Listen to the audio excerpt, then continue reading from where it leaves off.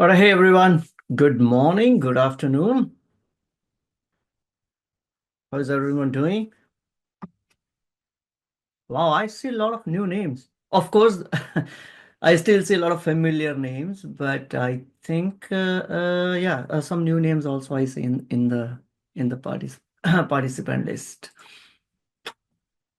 Hey Jelani, morning Dre. Hey, good morning Morris. Good morning Rameshji. Uh, Happy New Year to you all. Alfred says I'm back from Philippines. Hard to join 2 a.m. from there. Oh, okay. Now I know why why there was a gap for you, Alfred. So welcome back. Welcome back. Morning, David. Morning to you. All right. Hey, good to see you, Aditya. How are you doing? Life is good. All good, right. Cool. Happy New Year. Happy New Year to you as well. Yeah, I mean, uh, when it comes to the market, we had a great 2024. I mean, nothing to complain about. And surprises me, irrespective of all the narratives that we have had, higher interest rates and all that stuff, market still performed, I would say beyond my expectations. So it's pretty good year so far. I had a very successful 2024 and I hope to be even more successful in 2025. Great. Yeah, I think that's the spirit. That's the spirit. But only one thing I want to caution against it, let's not drink our own Kool-Aid. So let's be, market generally goes up. That doesn't mean it will go up always. But yeah, there's nothing to complain. It's been a great year, great 2 years. So we'll go through some charts. My plan for today is to, look into 2024, what we have seen in 2024, look at what the, looking forward in 2025, maybe some predictions around 2025 and things like that. Then always in the first session for the year, I want to go back to some basic things and talk about, I think today I'm going to talk about what constitute a great business. It's like getting back to basics. Hey, if I want to invest, I want to invest in a great company. So what does a great company means, right? That doesn't mean, a stock price. Stock price comes later. That's a stock price is a end result of a business being great. So how do we identify a great business? I want to just go back to basics. I think I had talked about this in the first session of 2024, and today this is the first session of 2025. So I want to get back to basics. Yeah, I think that's all. That's the stuff I have on my list. Also want to talk about a little bit on the crypto side. IRS screwed up my holidays because they came up with a new requirement, and uh, and then I realized on the last day they kind of gave a reprieve. But I do want to talk about the upcoming changes. If for those who have some crypto assets, uh, that's on the plan. And yeah, I'll open it up for any questions, etc. And from our next week, we'll get back to our schedule of looking into individual companies, what I'm saying in the, a little bit more micro level discussion. Today, I want to keep a little high level, look at the 2024, talk about 2025, what's my plan of 2025, and how do I identify great companies. Sam says getting ready for Trump. Ah, come on. I don't know. I don't discuss politics. I don't. I think great businesses will do great, irrespective of what administration is in White House. So as long as we continue to have, the best companies in the world, I don't care who is in the White House. China lockdown from May. New virus has started few weeks ago when I was in Taiwan airport. Most of them were wearing masks again. I did hear about some HM. Again, there's some four-letter. Virus, I read about it. That, but again, anything you in social media, you don't know how far and it is true and at what intensity it is reported. But I did hear it's not H5N1. It was some other abbreviation I can't recall. But there is a new virus that I heard. I read about that. It's wreaking havoc in some part of China, and people are getting mass again. So looks like, well, Fred, since you've been traveling and you actually have, boots on the ground research, maybe I will look into that with more detail. But yeah, I mean, China has been in tough position anyway. 10-year bond is like what, less than 2% now. So we're already seeing um, some money printing, expecting some money printing coming from China, some stimulus coming from China. Yeah, HMPV is, I think, is that's somewhere I saw. Oh, it started a few years back. Okay. But yeah, I mean, it's a tough being an investor in China or China-based companies. But that's also gives us, an opportunity, because right now that's all those Chinese stocks have been given up for dead. And if you can size it correctly, maybe there's an opportunity. Right? A while back, I invested 100 into. Mom, be quiet. I'm on a Zoom call. Very important. Sorry, what are you saying? A while back, I invested 100 into Bitcoin, and then now I'm very rich. Yeah, that's fine. Great. If you had done on that one, I think Bitcoin has been the best performing asset over last, I would say, 16 years. We just celebrated 16th birthday for Bitcoin, and it is now becoming mainstream. So I will talk about on crypto side getting into 2024. What are the things that I had on my mind, and let's do a scorecard of where those things have ended up. So we'll do there. Ross is saying China may do another stimulus bump. So Chinese government have been talking about stimulus, but haven't seen really those words put into action.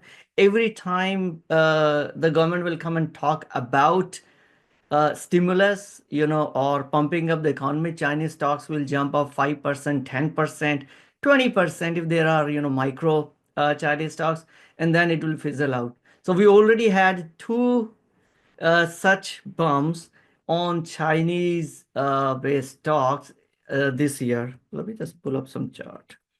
And you know, come on, what's Thinkorswim is not working? Charles Schwab. Okay, no, it's loading.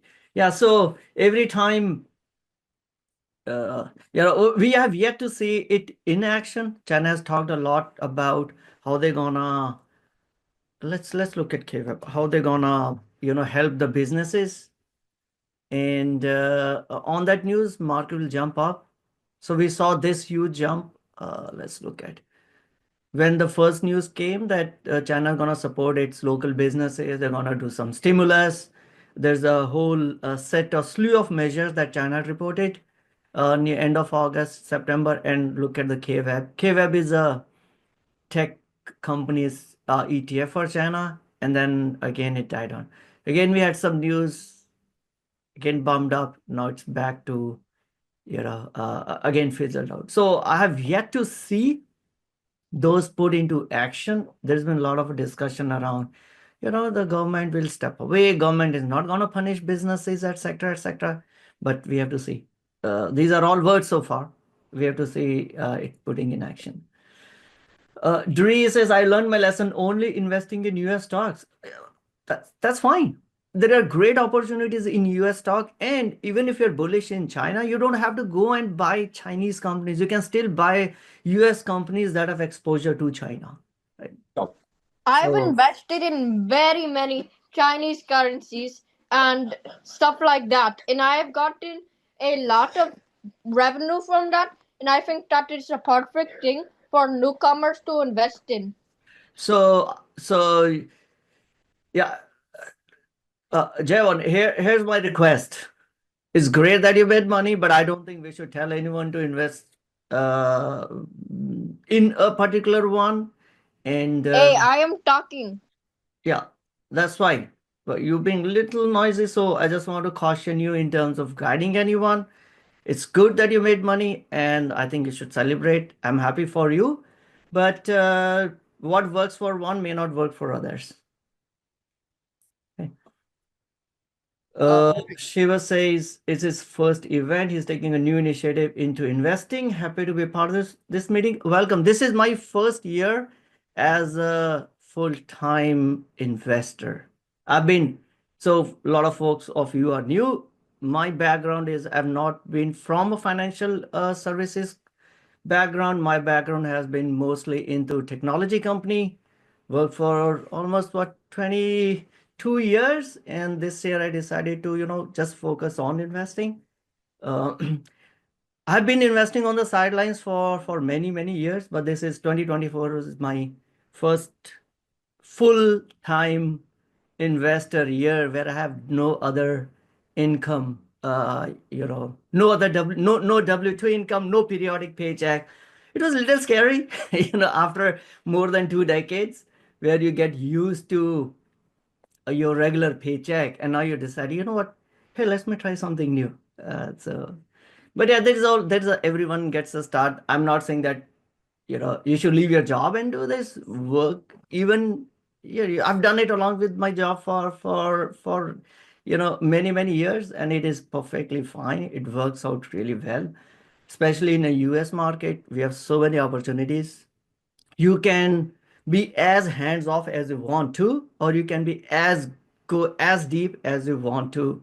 There are investing opportunities for everyone. So figure out what works for you and stick to it. The best strategy is the one that you can stick to. That doesn't mean you should follow what I do. You should follow what you can stick to. Yo. I invest in Bitcoin, and All right, you've been very noisy, so I will have to let you go out. And let me. Okay. All right. A lot of people have some wares to sell. I don't know. And when the markets are like in this situation, we'll see a lot of folks coming in and talking about either trolling or whatever. I don't care. So, yeah, but we are not here to sell anything or to take a review point. I think each one of us is an adult and have to make our own decision. So, but we're open to talk about the opportunities. Vivek, did you know Google search is really going down the hole? Google search, let's talk about the numbers. This is the case that I've heard ever since ChatGPT came out, saying that the Google search is bust now. No one wants to click on those 10 links. But No, what I'm saying is Google search is not good. It's really not, using it is not as good as it was even 5 years ago. I don't know, maybe this is anecdotal reference from you, but I'm still seeing Google's revenue from search is growing. So rest of the world is still finding value in Google search. So I think it's too premature to say that Google search is not working. I mean, we reviewed Google quarterly results when it came out, right? There is no sign that the Perplexity or ChatGPTs have been able to make a big dent in Google. Of course, Google had to include its AI overview to combat that, but they're still doing pretty good. Now, the quality of this, I have not found, in my own I'm not saying personal use of anyone's Google, I have not better. found it to be bad. Vivek, I'm not saying anyone's better or the AIs are better, but I'm saying Google is really, I get really bad searches sometimes. A lot of times Wikipedia is far from the top. Maybe. I mean, for me, I've not seen that. Ross says crypto may fly in the Trump admin, BTC Jesus, Trump Jr. spotted together in Gulf Crypto Conference. Yeah, so let's talk about it when we talk about the crypto and what are the different um, factors that I'm looking at, and we can get into detail of where are we on those each stages. But I am positive on crypto under this new administration. Dre is asking, does anyone use any AI tools to help their investment? AI, if you are, just help Dre. I use AI to give me a summary, etc.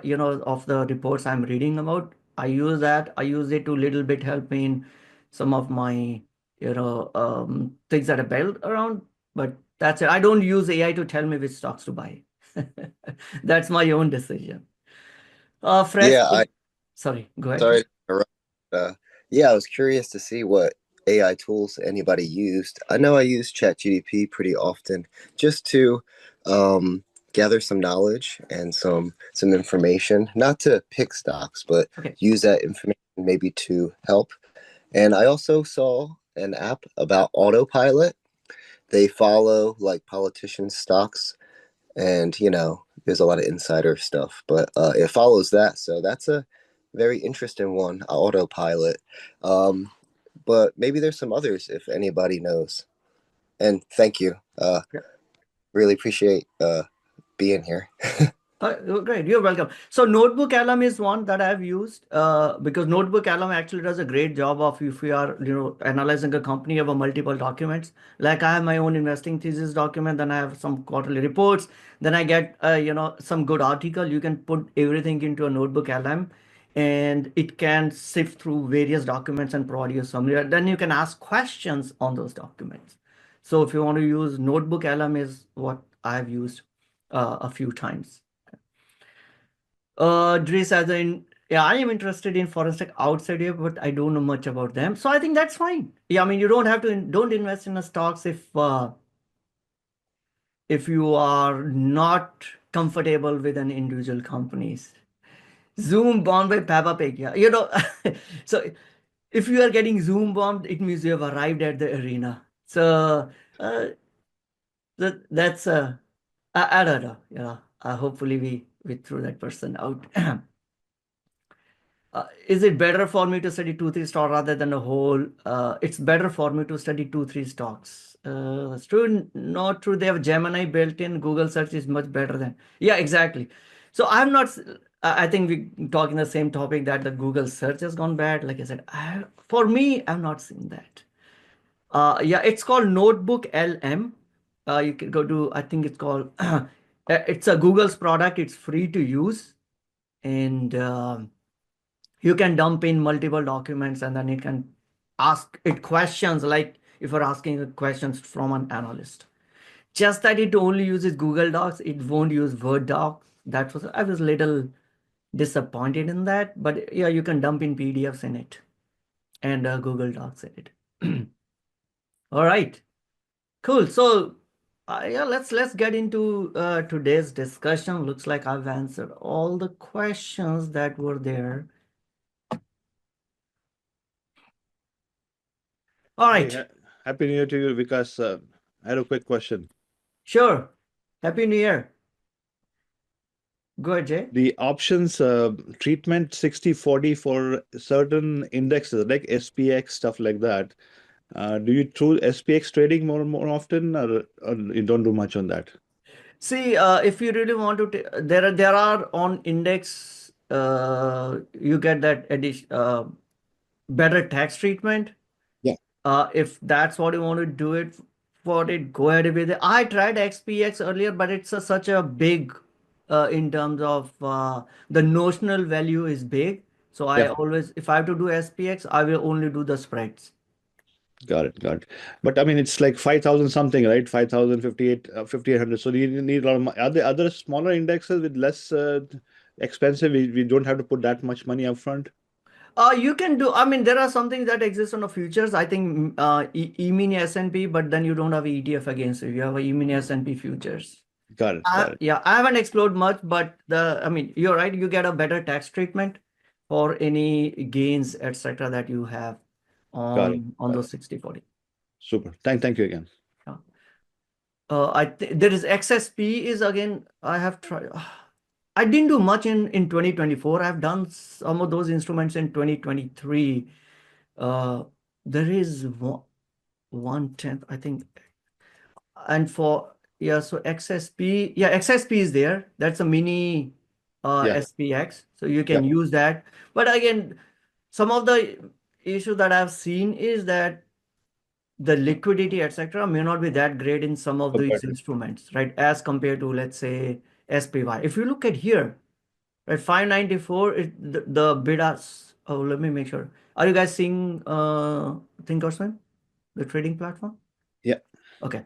So if you look at in an ATM, look at the bid ask spread, the width in it, right? 3.71, 4.08 versus as compared to if you look at SPY, fully shows a same. It's a 2 or 3 cents difference, Not much. That's So much, yeah. so that's a thing you need to look at, because every time you open and close a trade, this whole bid ask slippage you have to pay as a cover charge, right? Before you start to make any money. That's right. Right.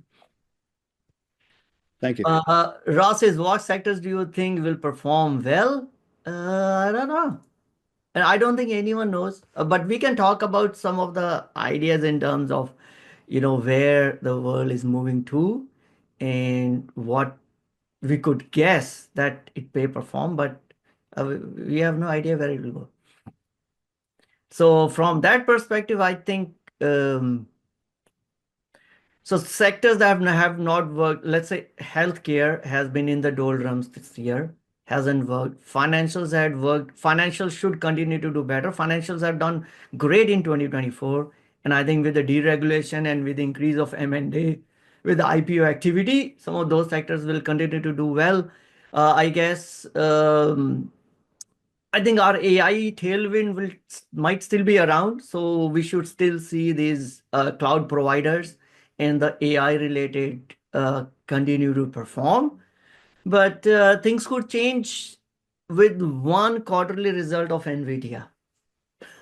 That's the issue. One, if NVIDIA doesn't outperform its own guidance and the market expectations, stock could go anywhere. So that's why it is impossible to kind of sit and forecast which stocks or which sectors will do good. Okay, so Mike already talked about XSP, zero DTE, SPX. I don't even do any zero DTE. Alfred say issue on XSP very low open interest. Yeah. Dre say I do like SPY, very safe but slow dollar sometimes. That's fine. The wealth is made slow. The moment you try to make wealth quickly, it goes away from you. Are there any beginner-friendly ETFs you recommend for someone just starting out? For a beginner-friendly, and you're just dipping your feet in, the best is to get an overall exposure to the US stock market. Pick top 500 companies, SPY. Right? So SPY will have the top 500 companies. It will got tech companies. It's got financials, everything. So basically, 500 companies of listed and trading US based companies, means the companies have headquarters in US. Of course they will have a businesses outside. So for anyone new who is still trying to learn and haven't figured out how to and don't want to invest in individual companies because you don't understand the business, SPY is fine. You get an overall exposure to the market, but please understand, if you're investing the market, have a minimum 3 year of outlook. I would rather say 5 years. I don't keep any money in the market if I need it for next 3 years. Anything could happen in 3 years. I will look at some charts. Market could go down once in 3 to 4 years. Will 2025 be the year? Maybe, who knows? Right. So if you want to invest in the stock market, have a longer term outlook. The longer you stay, higher is the probability that you're gonna make money. Okay. All right. XRP, now we crisscrossing into the crypto side of the house. Ryan, is that you talking about XRP Ripple token? Or I was wondering, is there a ETF called XRP? No, it looks like it's talking about Ripple. I don't know. On the Ripple side, it's okay. So Ripple, I have a you're right. It's got its use case on a cross-border payments plus settling interbank payments. But if you want to get into this because of decentralization, Ripple is not the one. It's like any other company, any other corporate company. I have a huge questions around in terms of the validator sets around Ripple. They all need to be approved by Ripple, so it's not as decentralized as you would want it to be if you are getting into these crypto tokens because you want to get into decentralized and don't want to depend on a company screwing up. That's not a case with the Ripple. It's still a centralized system, even though they've been increasing their validators, but still many of them have to be approved by the company. CSEO moment for NVIDIA could tank the AI bubble. Yeah, but I think these two are different companies. NVIDIA has a business to prove its valuation every quarter. The business has performed better than what the stock has performed, and hence the stocks, is where it is.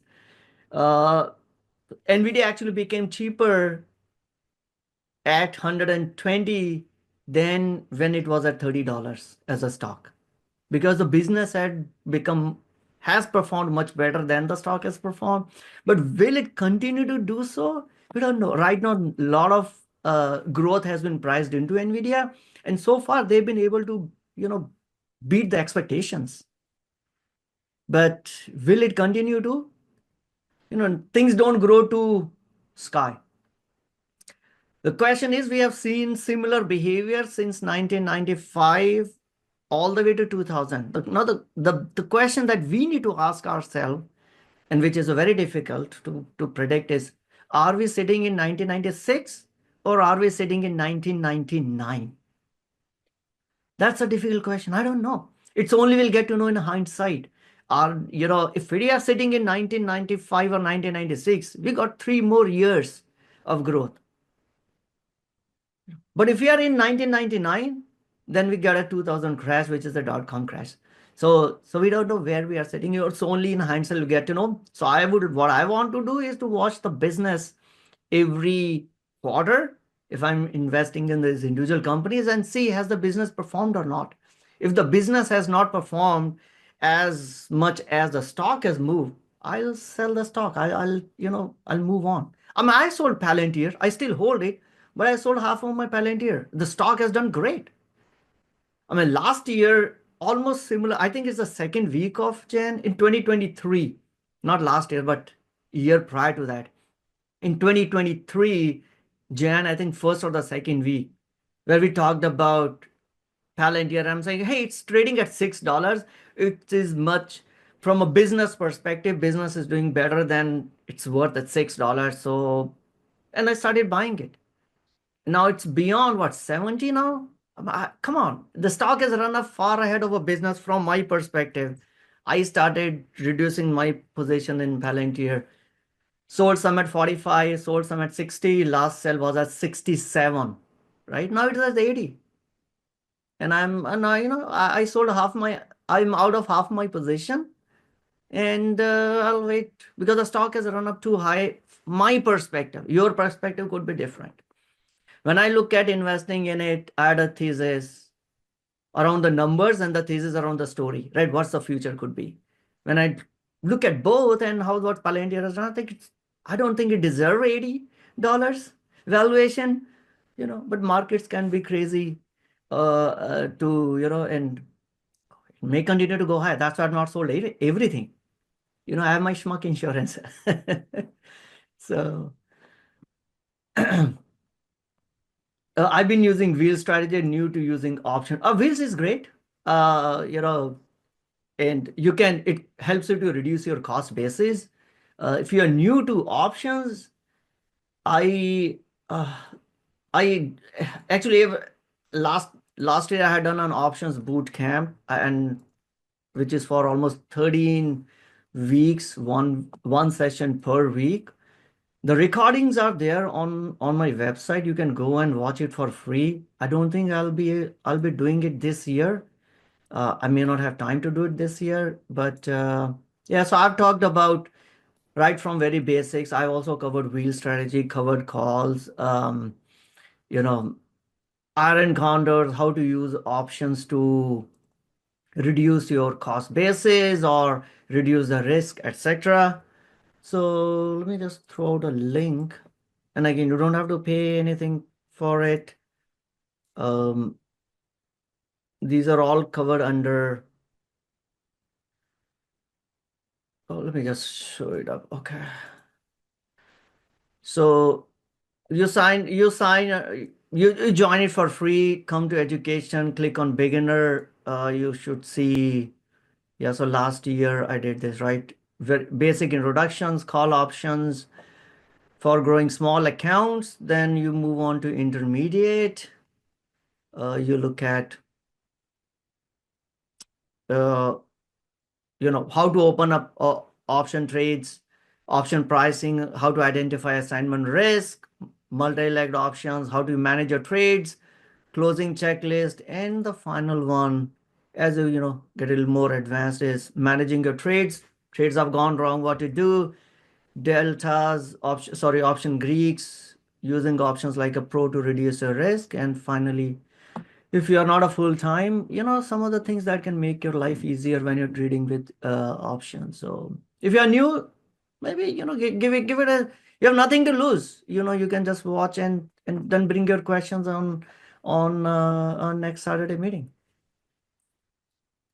I don't think I'll have a time to do it this year, but the recording of a previous last year bootcamp session is up there. So do I like Palantir? I think it will rise great. If you like it and you think it will rise it, yeah, stick to it. You don't have to follow anyone else. And neither I have to follow you. If I think it will rise, then I'll buy. A stock may rise. But for me, a business growing at 30% with margins of mid-teens, I'm paying like 65 times sales. Come on. I can get some other stock, the other companies at much cheaper valuation, which is growing at 30% and probably are making more margin than what Palantir is making. So right now you're just paying for because the stock is going high. Business has not gone that high. When a stock was trading at 6, it was much cheaper. I was able to buy it at a much cheaper valuation because the business was still growing at 20% plus.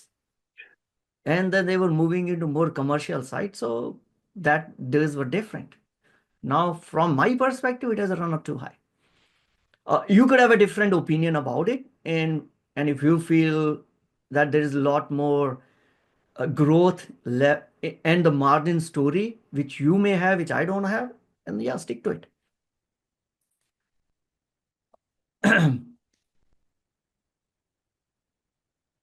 I made money for the first time on the downside, buying and selling a put. Yeah, I'm a very different one. Next week, probably I'll come and look at. I haven't yet analyzed my options, what strategies worked and etc. etc. End of a year review. But I'm mostly option seller. So maybe 98% of my option trades will be all selling. Buying doesn't work in a long term. I know a lot of retail investors get attracted to those possibilities of making 1,000% gains, but those are lottery tickets. Doesn't work in the long term. And you realize it. I mean, I've been doing it for now 8 years. You'll realize it as you spend more time that buying options in the long term is a losing proposition. Doesn't work. That's why the professionals that don't buy options, they are ready to sell options to a lot of these newbies or retail investors who get attracted into options. So I just sell. All right, so let's dive into today's session. Happy New Year, everyone. Hope you had a good time with your friends and families. I was off last week. I just wanted to take a break for a week and, wind down, do something else, read a book. I finished reading a book on ASML. What an amazing book it is. I really loved, digging deeper into and knowing the story behind the great company. So now I'm back with a vengeance, with a full of energy, and we're gonna talk about, as always, every week, stocks, earnings, what's happening in the market, where are their opportunities, and more importantly, how to be a good investor. And it's got a lot more to do with us as a person, our personality, our emotions, than just finding a great companies. So that's one area where I've not seen a lot of investors focused on, which is emotional side of investing, which I found it is way more important than the analytics or technical side of investing. I mean, initial years, I learned my lessons wherein I got a little scared, sold some of my stocks, which then went on to become 10x. Hey, I spent time in finding those companies and then I didn't stay there to realize the gains, right? It's all a lot to do with how you manage your emotions during the tough times, which will come. The market doesn't stay like what we have seen in last 2 years. We don't have to go way all the back. Like 2022 was a tough time. A lot of people went out of the market in 2022 and then waited for, I'll get back in when I see some correction. I'll get back in. And if you've been waiting for that correction, it never happened for the last 2 years. And now the market is already up 60% in last 2 years. So volatility is the feature. It's not a bug. It's a feature of the stock market. We get rewarded in the stock market because we take the risk, because we have to go through the volatility. So if you're not comfortable with the volatility, go to another market. This is how the market is going to be. It's going to make few years will be great, and then you'll have a one big drawdown year. And we got to be comfortable with that. JSA, can you recommend a book on technical analysis, charts, candlesticks? I am actually not a technical, I'm not a TA. So I have never read any book and I don't know any book. Sorry. I am more focused on the business side of investing. Once I identify a great company, then I'll see, when to take an exposure. And for that, I'll use options. Look at a little bit of a TA. There are 3 or 4 tickers I look at, but beyond that, I am not a big TA person. Dree says still get emotional sometimes. It's normal. Yeah, it is normal. I mean, after all, we are all human. We are not robots. We are all human. And we do get emotional. It only comes with the time and with the practice and also once you get more acute with the knowledge, you go and look at the history of the stock market and say, hey, it's not the first time. Remember how we all got scared in 2020 because the market was down 30%, right? You don't even see that blip. That blip doesn't even register. Where's 2020? This is 2020. Market fell on 30%. SPY was down from 332 to 218, almost 100 points down. It was down 30% in March. Now look at there, it's back up. It always happened. As long as stock market is nothing but representation of a human ingenuity, and we will continue to move forward. There will be years, months, maybe multiple years wherein we'll get these glitches, but long term it goes up. And that's why I think at the beginning, if you're investing in the stock market, have a longer term outlook. Anything can happen in next year. 2022 tech was down 40%. Right? All the big companies got beaten up. But those were the perfect time to get some exposure to some of the great companies. Remember we talking about Meta, where I'm like, come on, we are throwing the baby along with the bathwater. I know that the Mark Zuckerberg wants to invest in metaverse, but look at their advertising revenue. They'll still continue to make that revenue, and the market is pricing Meta as if everything is dead. So it was a great opportunity to pick those stocks.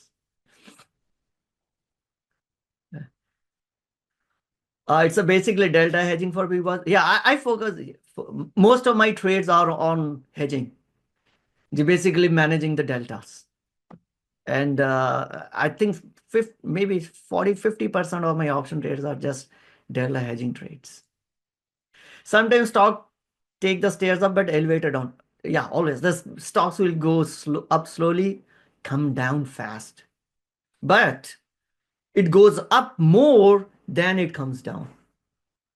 So we look at, let's dive into, I have some charts, I have some numbers that are to look at, and it'll tell you, right? Look at this 2024 recap. So this is actually including dividends. So 2024, you just look at a spike. Capital appreciation is, I think, 23.3%.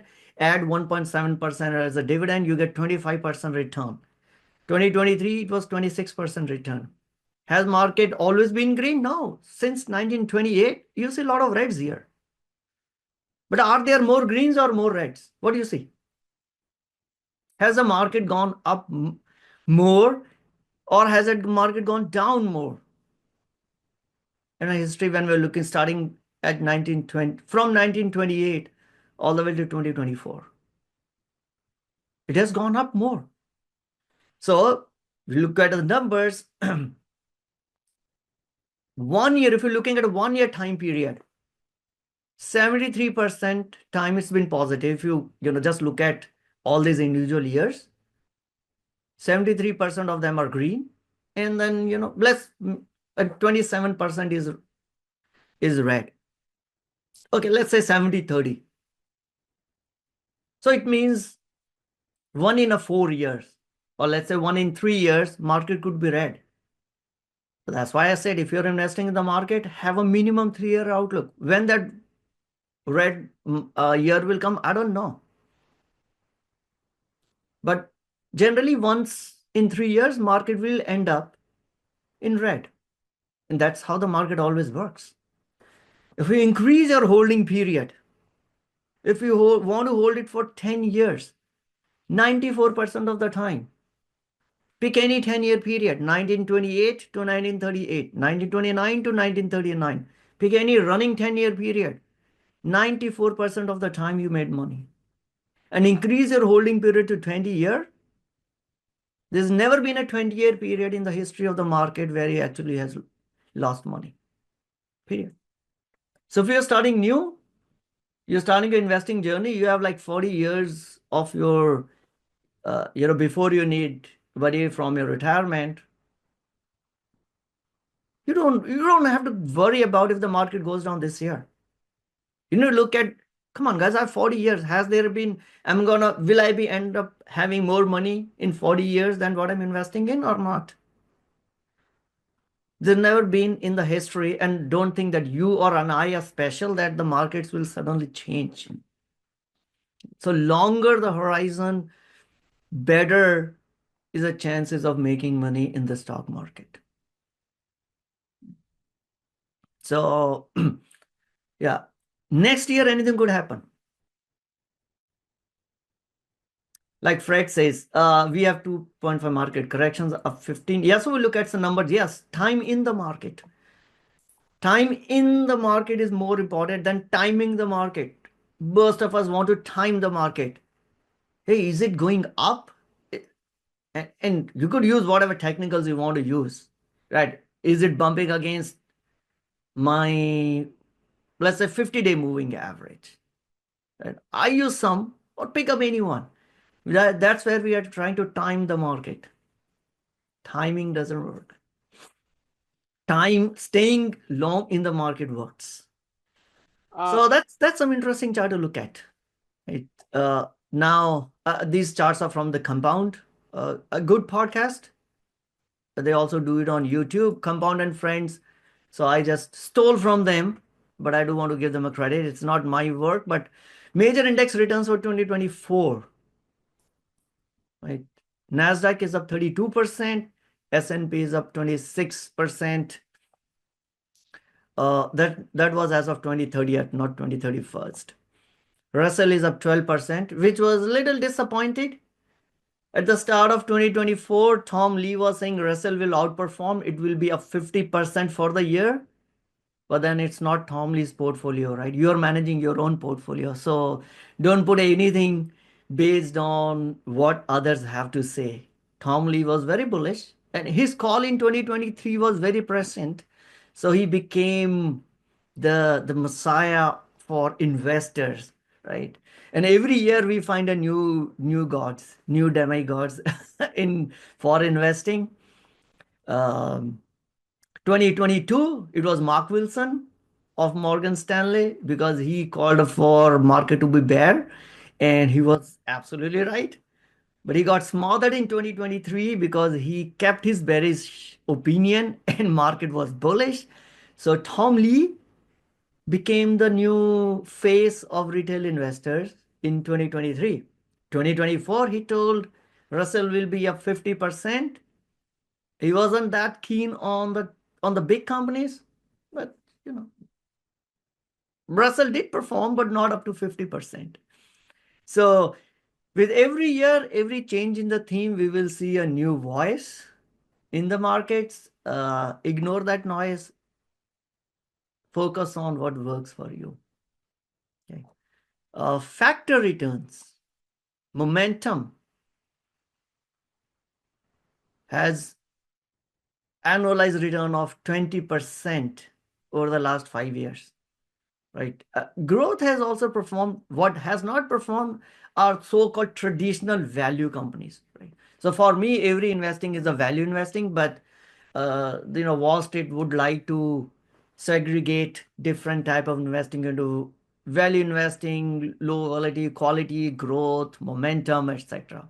So from that measure, momentum has been performing great over the last 5 years. So there's a lot of chatter in the market saying the divergence between traditional value companies and the momentum and the growth companies has never been wider.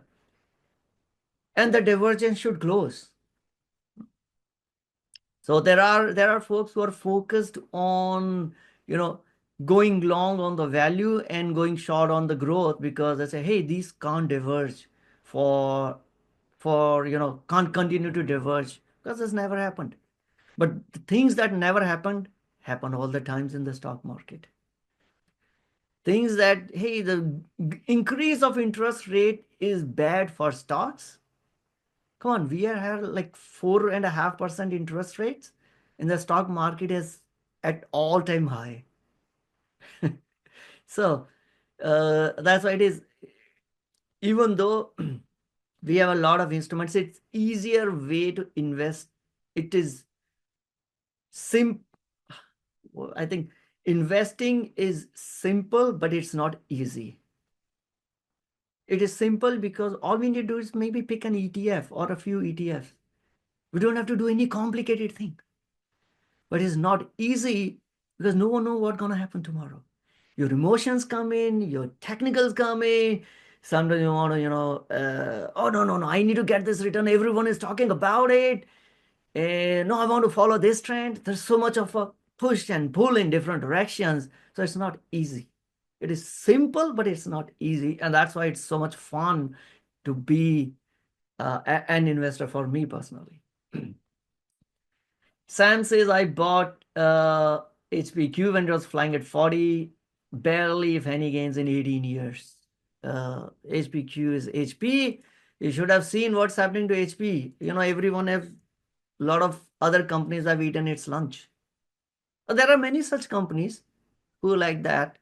But if you have been position size is okay, that's fine. You have other companies that could have performed.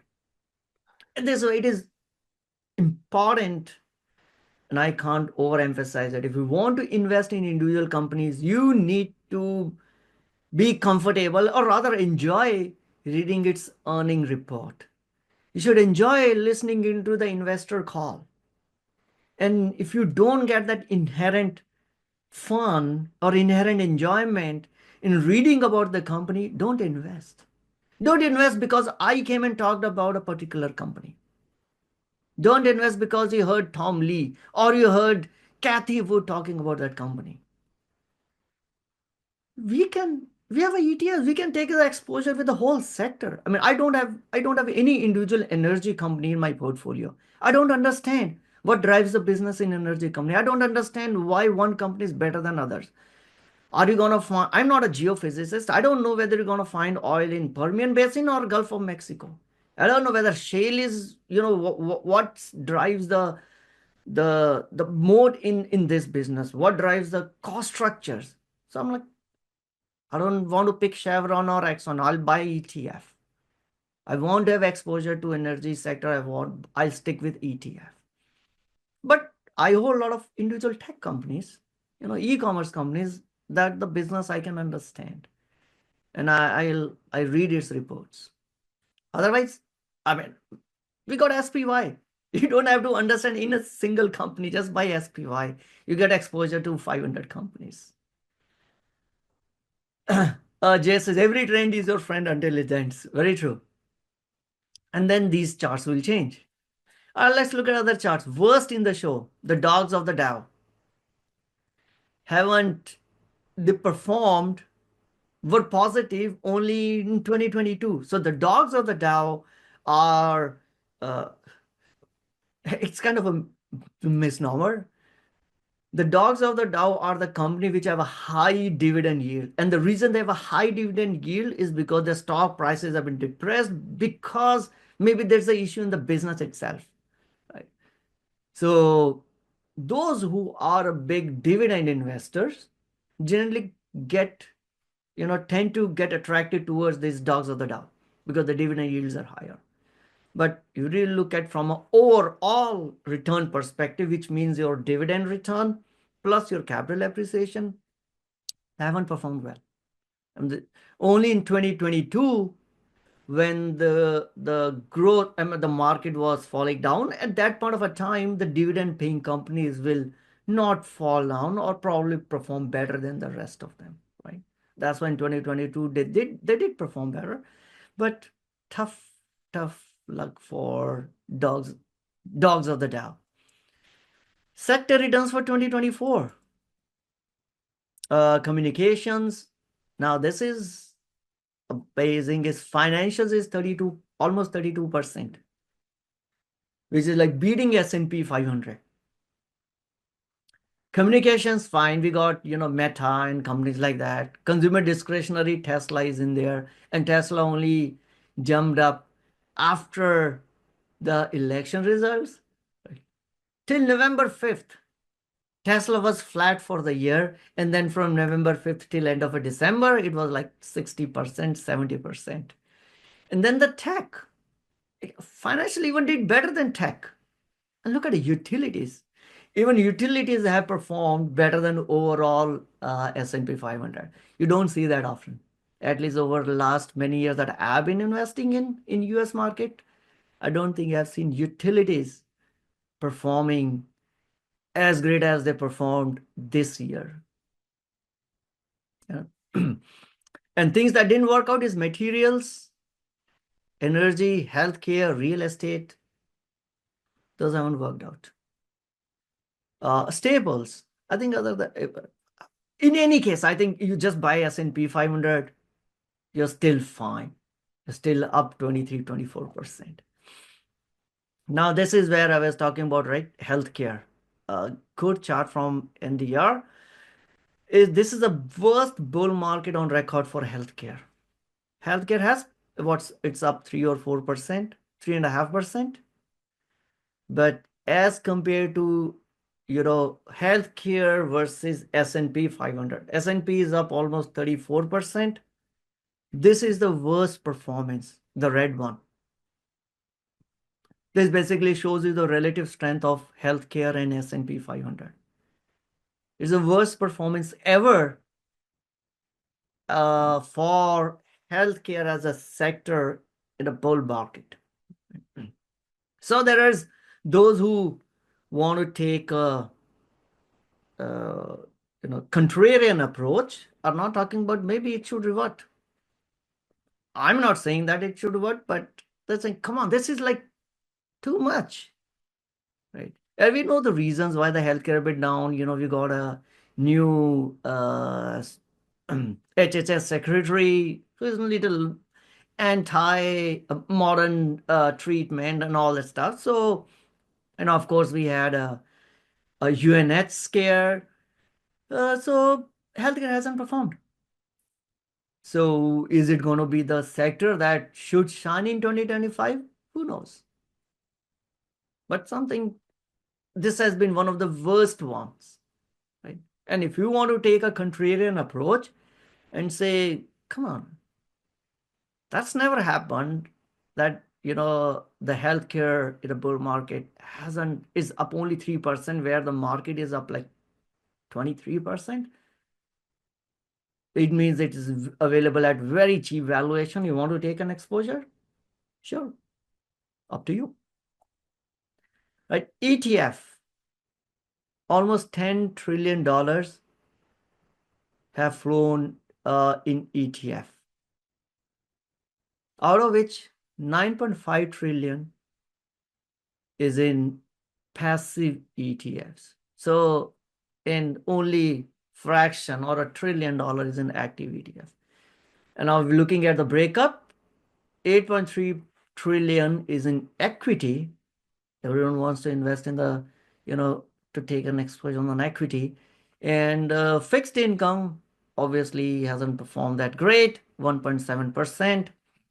I mean, comparatively, fixed income is not that great, but getting 4%, 4.5% risk-free, never been, we haven't had that opportunity in the last 40 years. You can make 4.5% risk-free.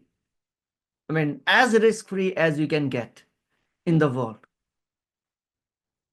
by just buying a US Treasury.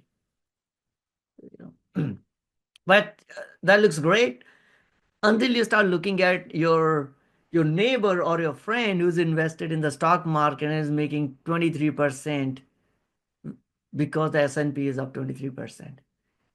And now that friend is looking at as another friend who's basically bought Nvidia. So the comparison never stops. So don't compare yourself with anyone else. Think what works for you. If you can't handle the volatility, stay with the fixed income. You can make 4%. If you go into corporate bonds, you can make 6%, 6 to 7% right now. Stay with the treasury fixed income, you can make 4.5%. And if that's good enough for you, you don't have to go out of your way to now get exposure to equity if you can't handle the volatility in equity. So when you invest in treasury, you're gonna get your 4.5%. And unless US government goes bankrupt, then you have a much bigger problem. The whole of the world has much bigger problem. But if that is good enough for you, then why trying to get exposure to stock side of the house, which it can go down also. So or do a mix of both. I mean, I have all. So do a mix of both. But a lot of money flowing into equity, going into passive, that's making a life of active manager very, very difficult. If you look at a SPIVA report, maybe I will go and look at a SPIVA report at the end of, see what the report is saying at the end of 2024. But if going by what's been happening for past few years, active managers, the money has been moving from the actively managed funds, mutual funds, etc., to the passive funds. And active managers have been cribbing about it. They're not happy with it.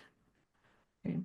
But we as an investors are pretty happy. We don't have to pay a huge amount of fee. I don't have to pay 150 basis points to a mutual fund manager.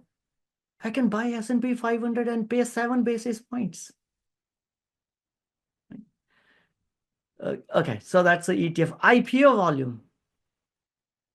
IPO volume and proceeds. So good. We saw 146 IPOs. Right?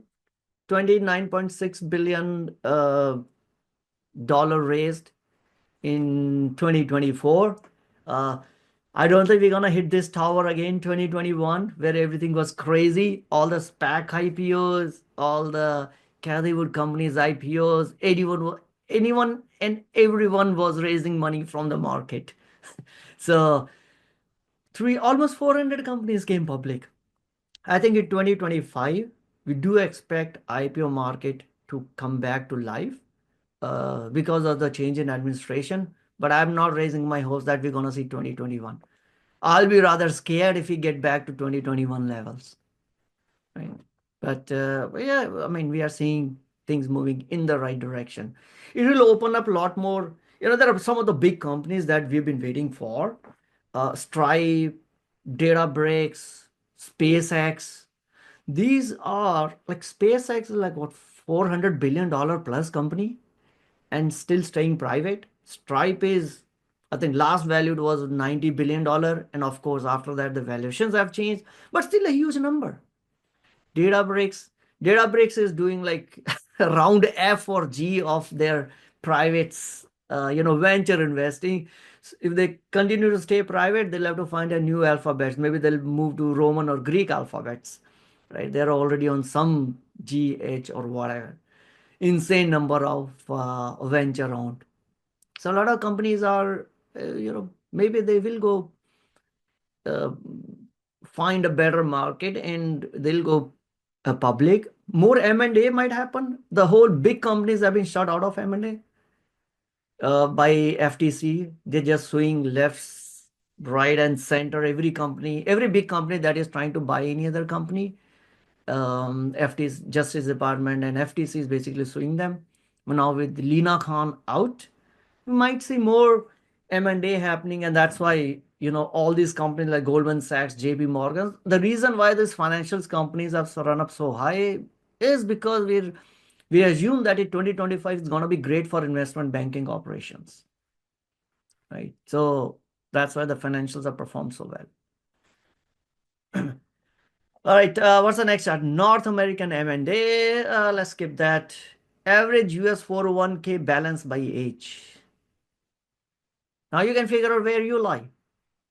So the 401k balance continues to increase until kind of you hit your close to retirement. Let's say 250k is our average 401k balance for US, and beyond that, whatever the balance grows, you basically are withdrawing to pay for your retirement expenses, and hence I think after 60 the balance doesn't grow, on an average doesn't grow much, but it's been I still feel it's less, but we Americans are not known to save anyway. Right? So Aditya says, is there a list of active managers who are still consistently outperforming the market after fee for 10 plus years? There are very few would be. I don't think there are many active managers who are performing. And then the problem is like you have to zero in into and pick up maybe that active manager who's performed this year, whether it's going to perform next year, who knows? So there was I don't know when did I study that. And actually, I talked about it in terms of the managers, and this is why that makes investing hard is the mutual fund that's been in the top 5 percentile over last 30 or 20 years. There was some study that I shared long back. Has never been in top 30 percentile in any year. This sounds very counterintuitive. That you've never been in top 30 percentile in any of these 20, 30 years. But if you look from the overall 30-year period, you're in top 5 percentile. Well, is the math not mathing? No, the reason is this. If you are on the top, you are taking a risk little more to get to the top performance. Right? You may be on the top for a year, maybe on the top for the next year, but if you continue to take that kind of a risk, markets does move around. They will turn back, and then you're fallen off the cliff. So every year you'll have some new player coming on the top 5 percentile. But then the longevity is not there, because to get to the top 5 percentile year after year, you have to take the risk more than you may be able to afford. So that's an interesting stats. I think it was talking about, there was an interview of a fund manager, and that's a fund manager that has never been in top 30 percentile ever, in its existence. But if you look at overall for the decade that it is existing, it is in top 5 percentile. So if you're asking me, is there any fund manager who has outperformed the market this year? Maybe. But I don't know what will happen to the next, 10 years later to that fund manager. Maybe they've taken the risk and will be bitten hard when the market turns around. But I think there are a few managers that may be performing. Maybe I'll take a note and try to find this information for our next session. Thank you. That's counterintuitive. Actually, when I reflect on life, that might be true for people as well. Yeah. So that's why every year I see new hero on Twitter, on social media, talking about their 200% gain in portfolio, and then they disappear because 2022 came along and then not to be seen. And there are people who are making 10-15% year after year after year, and are still there. They're still in the game. So you need to realize, the don't try to interrupt the compounding. Try to make 200% for a particular year, and then you'll get thrown out. These risk leverage works as long as market is moving in your favor, and the market is not always going to move in your favor. All right. Jay says, I bought SGov for parking cash, investing in treasury, but last week the rate cuts went down. Want to check. So, but you continue to get your interest. So treasury will go down, but if you just hold your treasury, the market value will go down. But if you hold it till your maturity, you're gonna get whatever 4.5%, right? This is when you want to invest, and if you want to sell it before your maturity, then it's anybody's game. Then it's basically get impacted by the interest rates. And many of the bank executives learned the lesson really, really hard. Some of the banks just became bankrupt because they didn't understand this interest impact on the treasury that they were holding. So if you want to put in treasury, let's say for 2 years, make sure you don't have a need for those treasuries for next 2 years. You're going to make 4.5%, whatever the stated coupon rate is. If you have to sell it before the maturity, then it all depends on what the interest rate in the market is. And, that's why you're saying that it went down. So will the repeat again with the 2 rate cuts are coming? If we get a rate cuts, then the treasuries that you're holding now, the value of those will increase. And the longer the duration of the maturity, higher is the impact. So my favorite one always to look at is TLT, which is 20-year plus. Look at what's happened to it. It is because the Fed has started to increase the interest rates, and then the TLT started to continue to go down from here. And if only Fed will reduce the interest rates, that's when these TLTs will start to go up. These are the ETFs which trade on daily basis. That means it's impacted by this, basically the interest rate changes in the market. But if you go and buy, let's say, treasury from Treasury Gov, or if you want to buy a TLT and hold it, then you get paid your interest. But the value of that changes based on how the interest rates, how Fed changes the interest rates. The thoughts on GLP-1 in 2025, it's a crowded place. I think Eli Lilly, Novo Nordisk, they all made money. There are a few companies that are trying to get into it, but haven't been able to crack that down. So I don't know how much Eli Lilly performed. So these are trends I think which will stay for a few years, and then things will normalize. What is Eli is what ELY or no EL? That's Estee Lauder. What is Eli's? Eli Lilly. Oh, come on. LLY.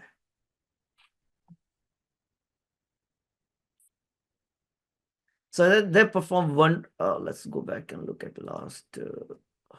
Let's look at last 1 year. Create a new time frame. Custom. Let's go and look at 1 year performance. 1st January 2024 to 31st December 2024.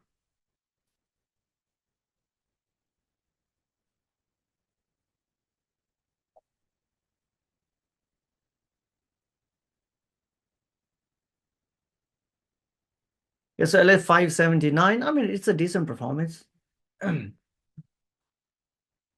I think what surprises me is now we are finding the use or application of these GLP-1 drugs in an areas that were unrelated so far. Right now they're talking about, hey, you can use it to cure depression.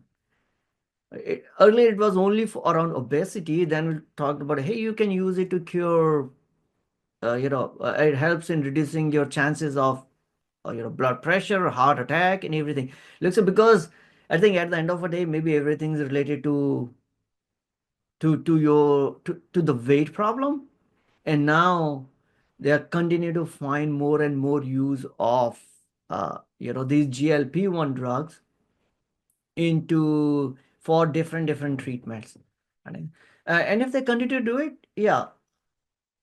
Again, healthcare is one area where I don't have much of information, so I don't go deep into it. But if you want to invest in GLP-1, like hims and hers, for them to ride the GLP-1 wave, that I'm a little concerned about. Right? Those compounding pharmacies, I'm not bullish on compounding pharmacies. If you want to take a GLP-1, stick to the original pharmaceutical companies who actually are selling these drugs and not the compounding pharmacies. There are many other compounding pharmacies who have been riding the tailwind of GLP-1 because the GLP-1 drugs are in shortage, and hence FDA allows some of the pharmacies to basically use the same ingredients and create GLP-1 equivalent drugs. So Hims and Hers is one stock that I've ridden, this coattails of GLP-1. But it's gonna enjoy the, this flight as long as GLP-1 drugs stay on the shortage list. Once they are out of a shortage list, then it becomes illegal to basically for these compounding pharmacies to sell GLP-1 drugs. So now bigger question, if you're interested in any of these pharma companies, hey, how much of the future growth have you already priced in? So I am not invested in any of these, so I've never analyzed this. But let's look at Lilly.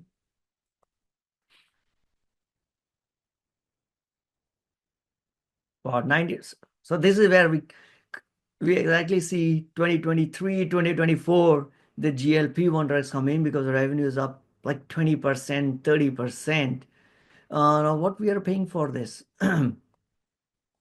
Currently, yeah, is 84. What's your free cash flow? I mean, it is expensive. These companies are not trading. I wouldn't say that the currently they are trading at a reasonable valuation. I mean, I just look at Eli Lilly. It's not trading at a reasonable valuation. So even if you are bullish on a GLP-1, you really have to think about how much are we going to pay for buying this company. If it comes back at a reasonable price, maybe then you could take an exposure. So when investing, there are two things. Number one, how great is the business is. Number two is what are you paying for that business. A good business could be a horrible investment if you pay up too much for it.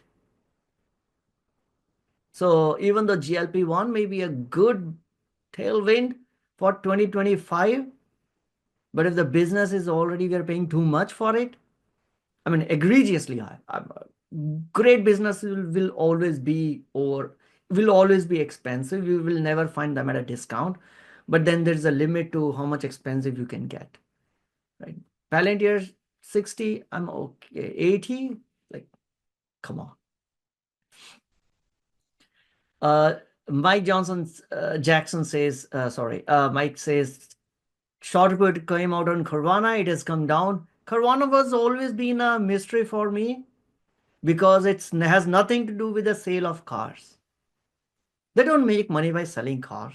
That's why, you are able to get used cars at a cheaper rate from a Carvana, because they don't have to make money by selling cars. They just rehypothecate the loans to investors.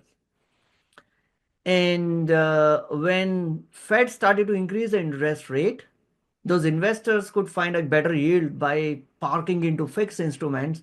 And then Carvana fell, the bottom fell out of Carvana because that was their business model.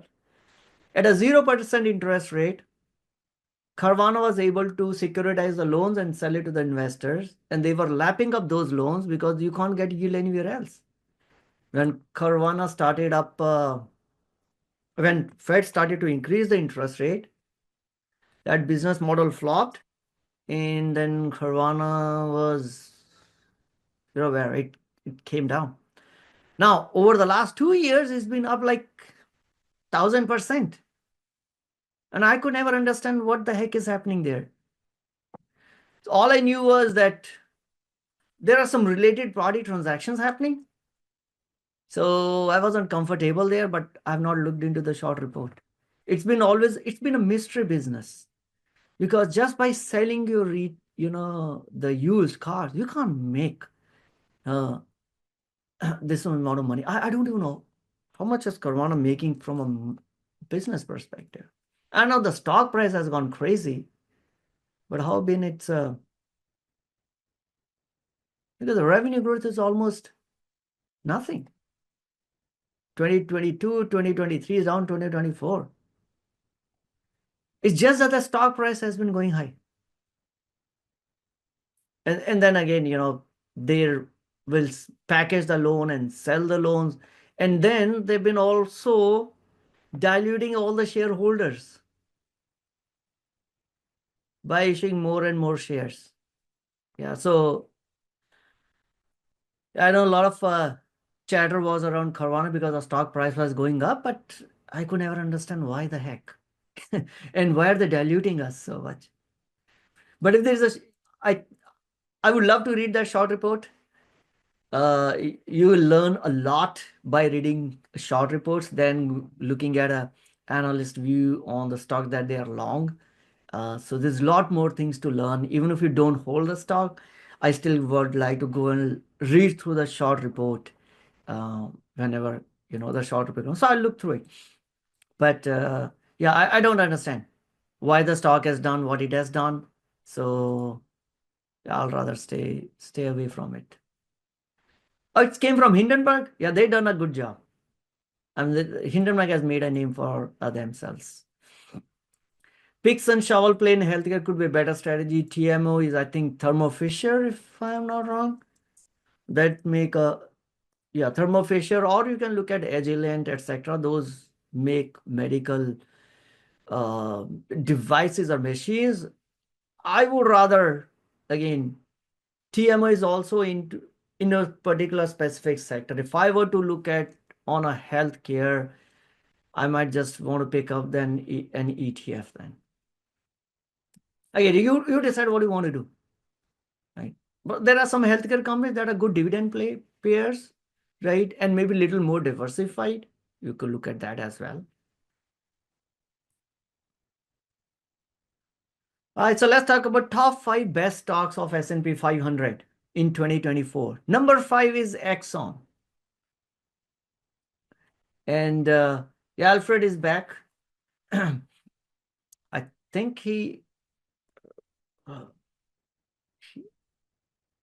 talked about Exxon 2022 or 2021.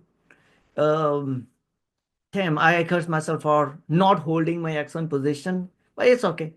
You can't have all the great stocks in your portfolio. So again, this is AI, kind of AI play. Oh yeah, see, exactly, Alfred. Now you are back and the Exxon is back. We're going back. We talked about Exxon when it was around $250, right? Now it's trading at almost $600. all on the tailwind of AI and its SaaS offering. And it. So for those who don't know about Axon started as a taser company, and then moved into body cameras, and now they have their SaaS offering as evidence.com. And basically they're helping the law enforcement agencies across US and now international also to make sure that there are no questions after the activities that law enforcement people do. So everything gets recorded, and now they are using AI to reduce the workload of police officer, because they have to spend a lot of time in filing the crime scene report and all that. And now the AI can do it for them. So that's the next growth area, is basically their SaaS offering of their Exxon cloud. That's otherwise a hardware business is not a high margin business. They're one of the biggest players in this, but the SaaS offering is what caught the fancy of the market, and the stock is up like is 130% in 2024, and this is number 5th, 130% in 2024, right? Number 4, this surprised me. UAL. This is not AI. This is freaking airline travels, United Airlines. This was not on my bingo card, that the number 4 top performer stock on S&P is going to be an airline company. But guess we love to travel. Number 3 is NVIDIA. I don't have to talk about NVIDIA. You open any financial channel or any financial news journal, you'll know about NVIDIA. NVIDIA is up 171% for the year. And number 2 is a utility company. And I think that's what has pushed out a lot of utilities, is Vistra. It's up 258% for the year.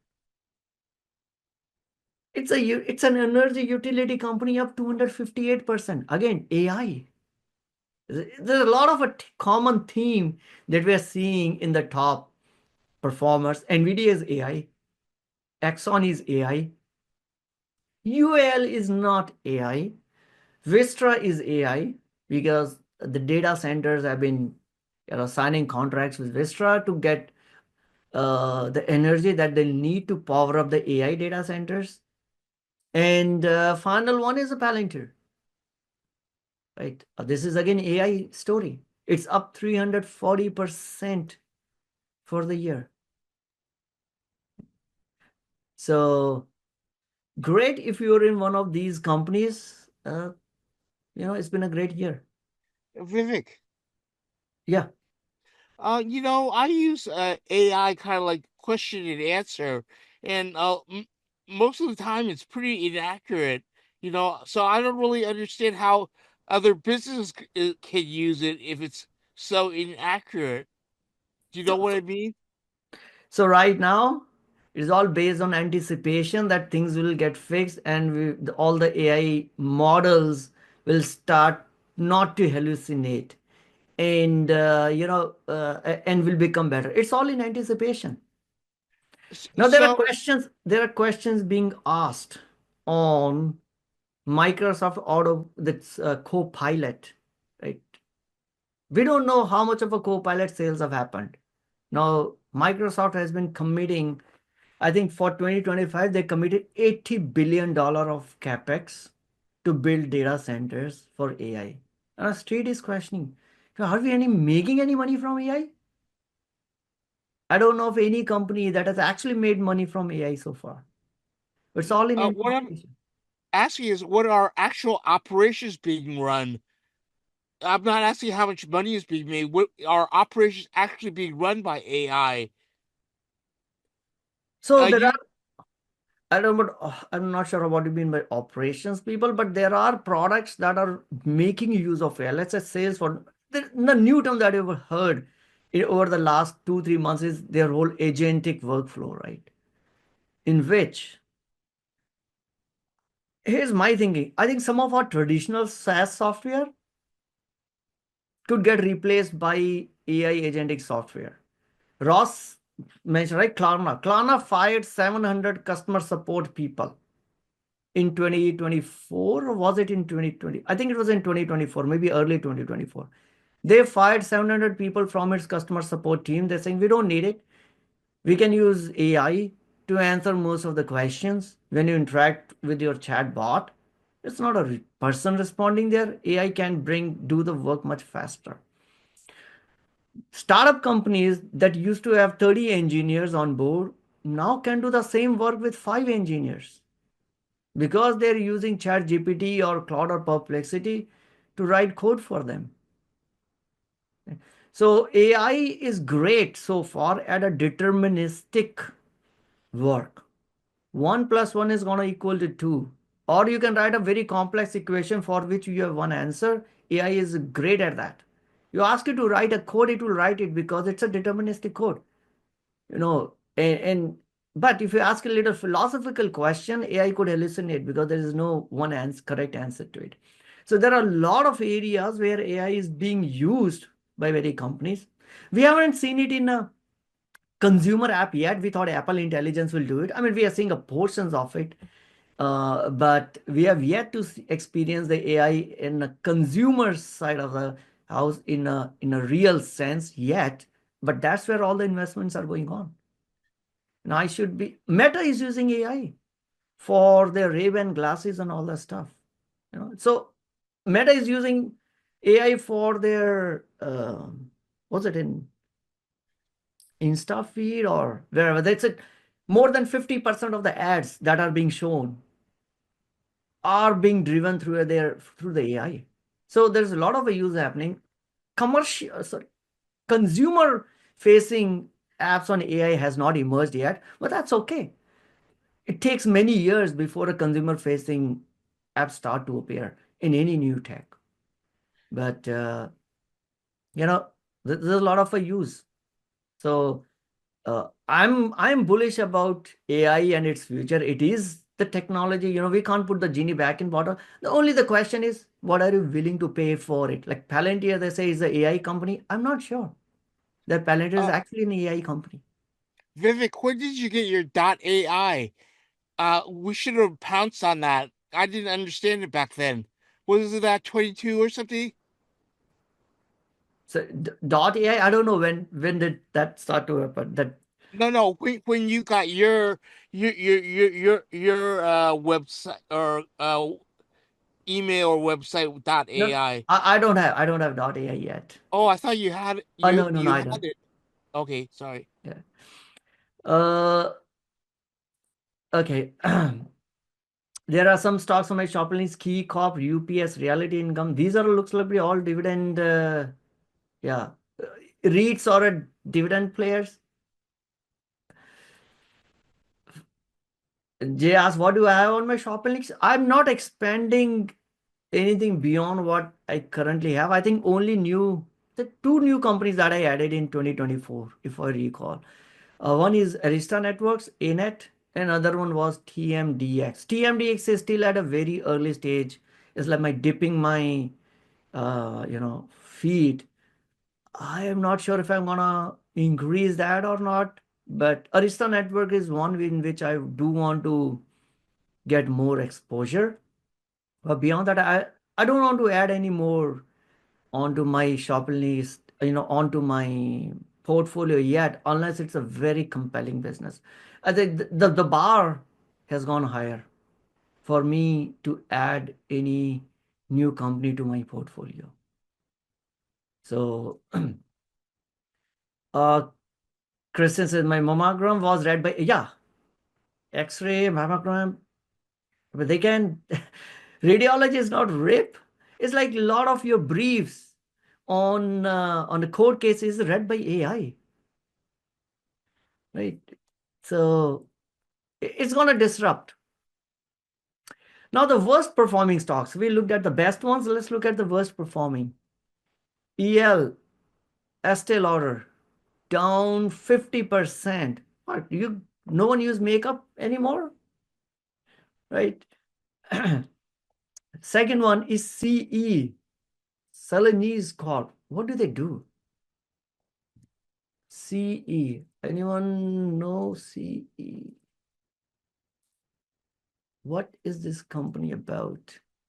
A chemical and specialty materials company, manufactures and sells high performance engineered polymers in United States and internationally. So materials haven't been doing good. And if China is not doing good, anything related to materials, manufacturing doesn't do that great.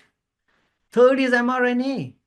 The darling of COVID is now down 58% for the year. Looks like they couldn't find what's the second act.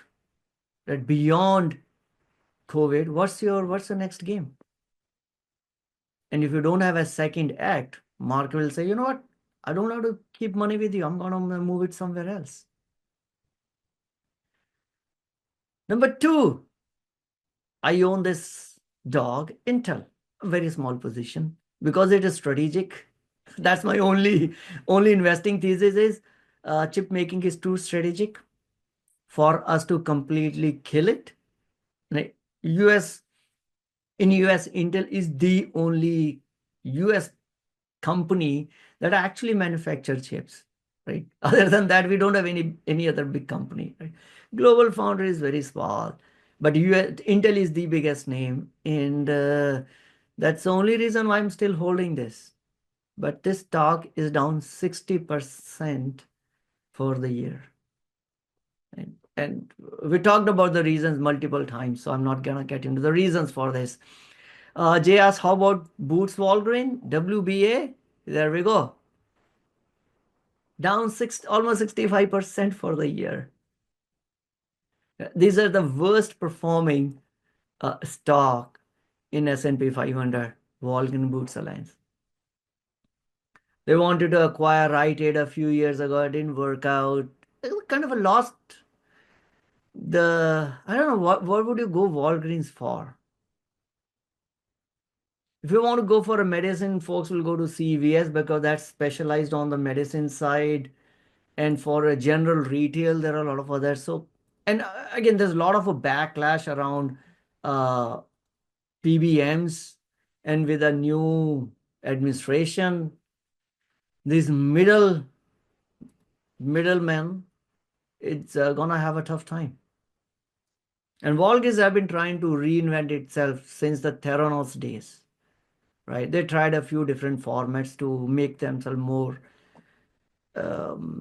usable, or in this world. I don't know, hasn't worked on. I'm not touching this. I mean, I'm not looked into any of other companies. I don't hold. So that's on the best and the worst 2024 stocks. Now these are the best. These are S&P. Now these are the best performing stocks with market cap of 1 billion or higher. There we go. AppLovin is up almost 700%. Mesoblast, again, 800%. SoundHound AI, 835%. Now all these are quantum computing is 854, quantum computing 1000%, quantum computing qubit 1700%, and all that stuff. And of course, these companies, they were kind of a penny stocks, less than $5. So from $5, you move up to, let's pick QUBT.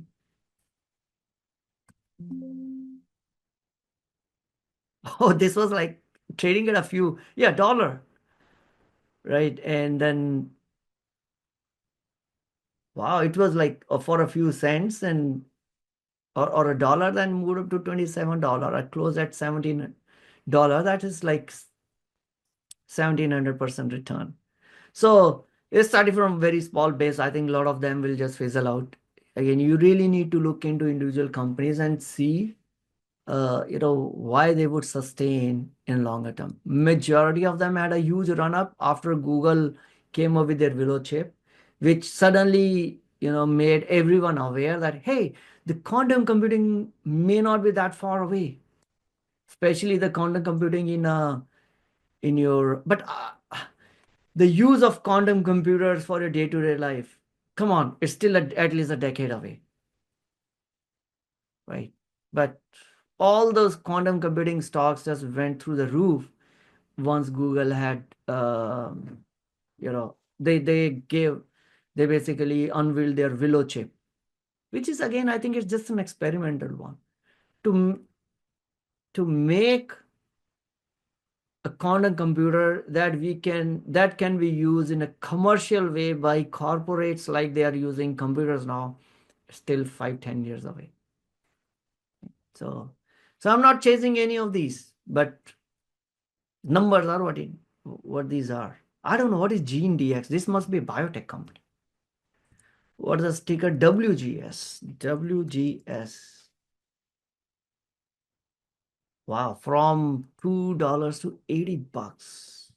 WGS. A genomics company. Cool. Yeah, biotech. They might have had some good results, and this is what happened with the biotech company. If you have a good results, if you get FDA approval, you could become 10x, right? Otherwise, you go to zero. So not surprised. Sezzle, Sezzle. I heard this name before. SE. It's related to some payment stuff, if I'm not wrong.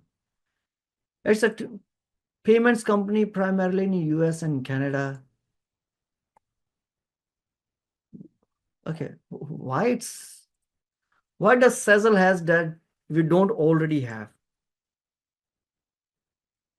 Oh wow, it was like $477 some point of a time. Now it has come down to $250. Yeah, I don't think I would want to pay even $250 for this company.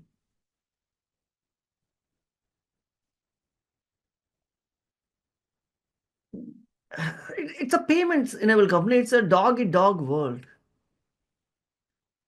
So yeah, but they have a decent.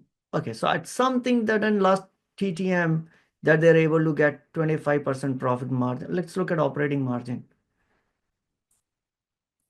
Yeah, I think over last 1 or 2 years they've done something which it's a BNP. Chintan says it's a BNPL stock. So that maybe it isn't, because there is not much more in your payments business. There are a lot of big players already there, and businesses will fight over a fraction of pennies. It's just a scale game. So I don't know why, unless it's a BNPL and trying to write other coattails. I think it's still it's an expensive company. I mean, I wouldn't want to invest in Sezzle. There's a Hindenburg report on Sezzle too. I mean, at the end of the day, if it's a payment services company, I see no reason why I would invest it in stock at such a high valuation. All right, so these were the top 5. I think some part of a time we would also get a report on Applovin saying, it's not whatever There's a lot of stuff that is hidden behind the business that we don't know of. I won't be surprised. This is an Israel-based company, and I think I talked about there's some diamond trade, and there's a lot of stuff that happens. AppLovin is a provide you marketing um, marketing technology solutions, advertising solution for mobile, and you could convert a lot of you know not so clean money, and you can wash it through these such businesses. I'm not implying anything, but anything could be happening here. There is no marketing company 800% AppLovin. Let's see how their revenue are done. APP. What is that they figured out? Come on. Like the 40% revenue growth, little bit of a share buyback, and 30% operating margin, 26% is what have they figured out that's made them 117 $120 billion company.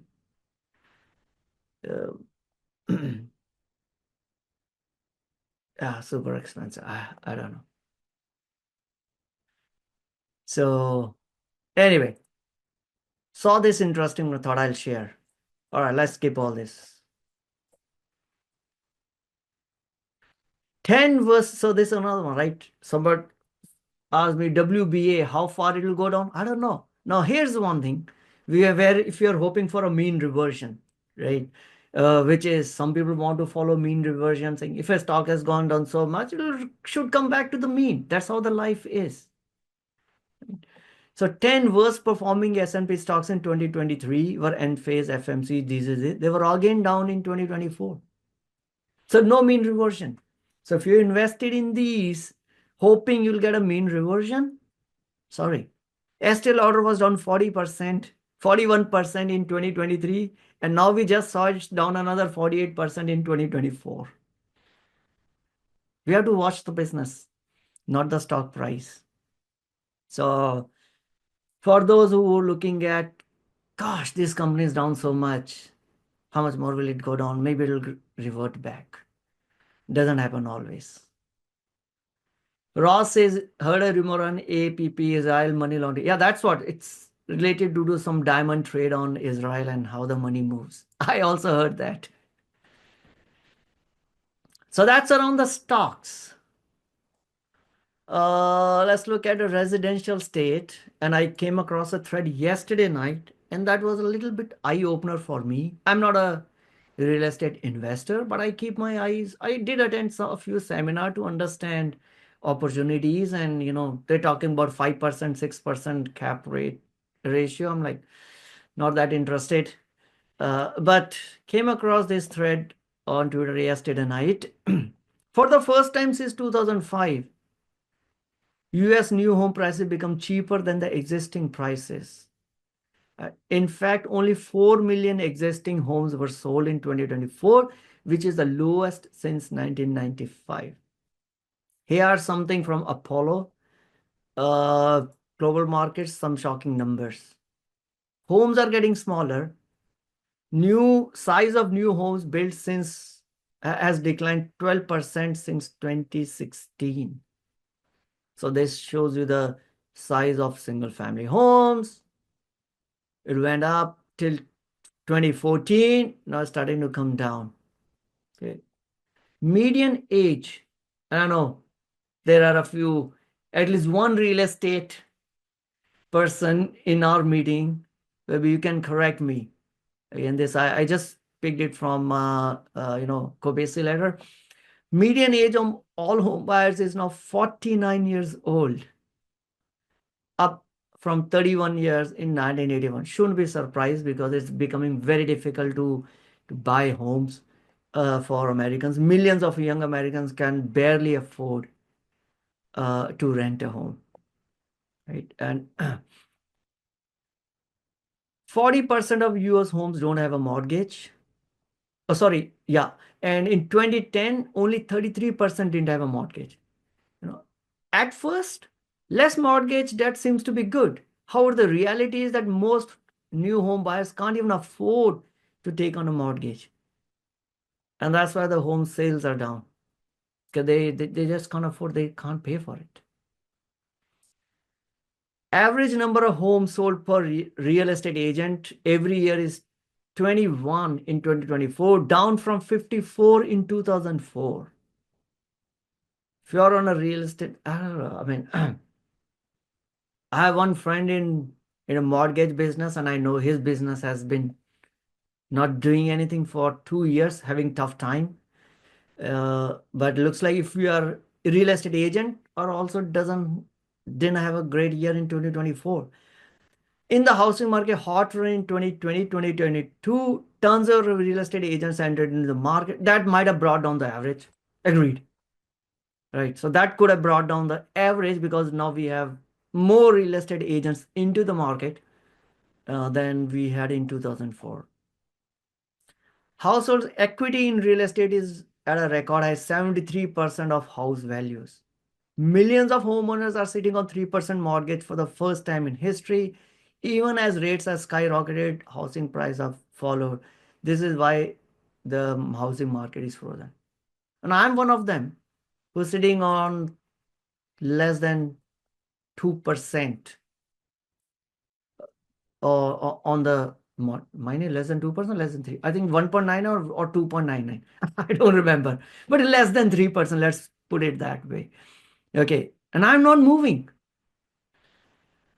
I can't afford to pay 7%. So I'm one of those who is now has frozen the real estate market. I can't move.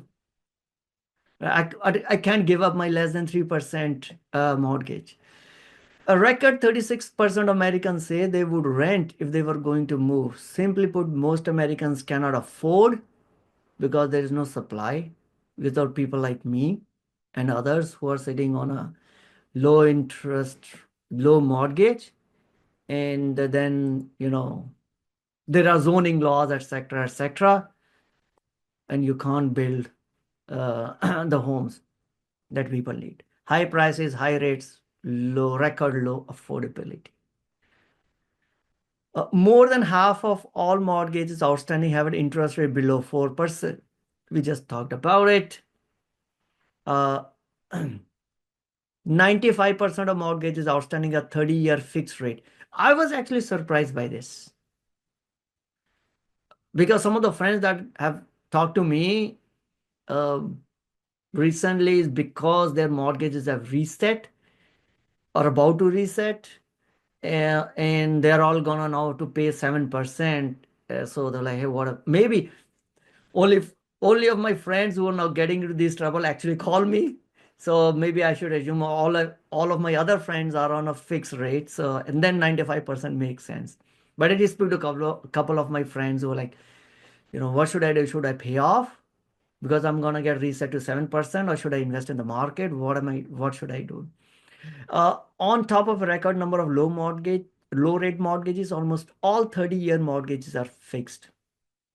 Yeah, and 63% of all mortgage outstandings were issued after 2018 when the rates started to go down, and then we all took advantage of refinancing our homes. I mean, I refinanced it during COVID when we had almost lowest interests. And lastly, as we mentioned, US existing home sales have collapsed. This is what 2024 estimate is. Worst since 1996. And in US, a lot of economy get driven by home sales because it's got a compounding effect. You buy a new home, you're gonna replace some appliances. I'm not gonna replace appliance in the home I'm currently living in. But if I'm gonna go to a new home, probably I'll buy new. I'm not gonna take this. This is pretty old. So you're gonna do some remodeling. So you're gonna give job to more people. You gotta go and do some shopping and all that. So it's got a compounding effect in the economy. The fact that home sales are frozen also has an impact on overall economy. right? So that's all around our stock and the regular economy. Now we're going to look a little bit on the crypto side. Let me go through some of the comments. Take a look at IONQ. That's iconic quantum computing, up 292%. Yeah, IONQ. Ooh. And again, all these are going up on this whole AI and quantum tailwind. Many of them will not survive. Let me be upfront on it. And I think if you really want to invest on the quantum side, best is to stick with some of the bigger companies. Right now, it's all narrative. I haven't seen any real results coming from these companies. Alfred says, my mom used to pay 18%. Just to give an idea how it used to be here. Yeah. And not in US, but before I moved to US in India, I was paying 16%. So when I came to US and like, what, you can get it at a 4%, that was like, wow. I think, though, at that time in US, it was maybe around 6% or something. And I was like, what? I just paid off my COVID ADL. I was like paying 16% over there. So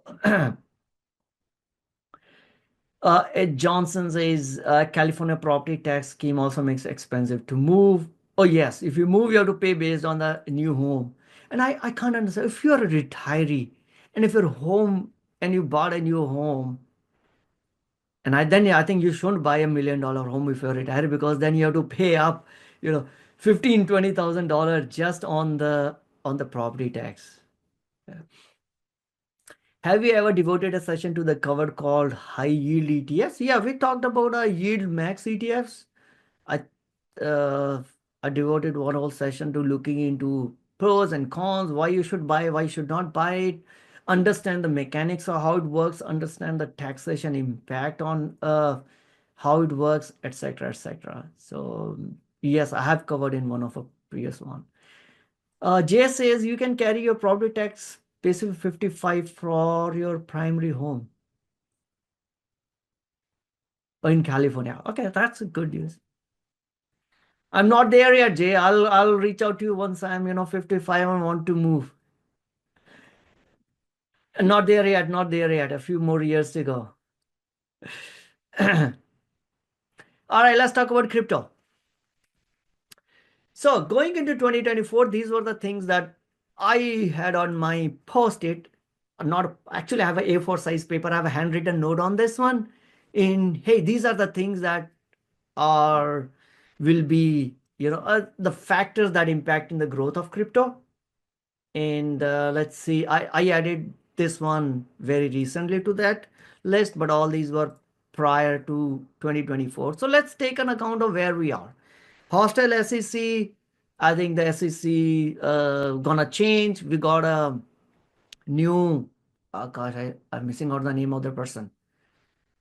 A new SEC commissioner that Trump has nominated. He's very pro crypto. So I think we're gonna win on this one. I don't think I need to worry about this anymore. Hey, where is that? SAB 121, repeal of SAB 121.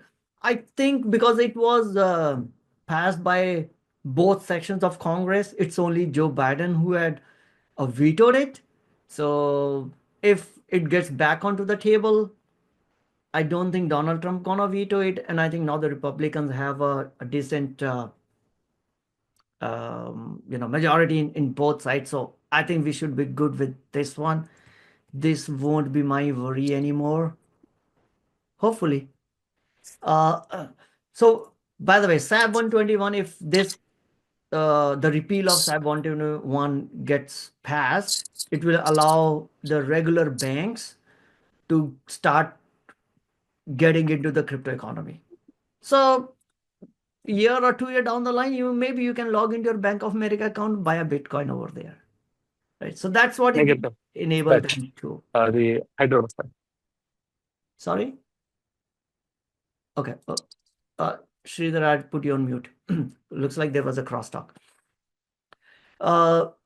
FIT 24, this was financial innovation and technology, little more comprehensive bill to talk about integrating crypto into our overall system. I think it will take longer time to pass. So I'll still keep an eye on this one. Stablecoin bill, again, which will enable the growth. I mean, if stablecoin is the only killer app that I'm seeing on the crypto side, right? Apart from store of value use case, which is what Bitcoin is, there is no other use case currently for crypto. What do you use crypto for? For nothing. Because that, number one, the tax rules will kill us, but it's only the killer app that I see is in payment space. That's going to be with a stable coin. And then if a stable coin bill get passed, we will see more growth in the crypto economy.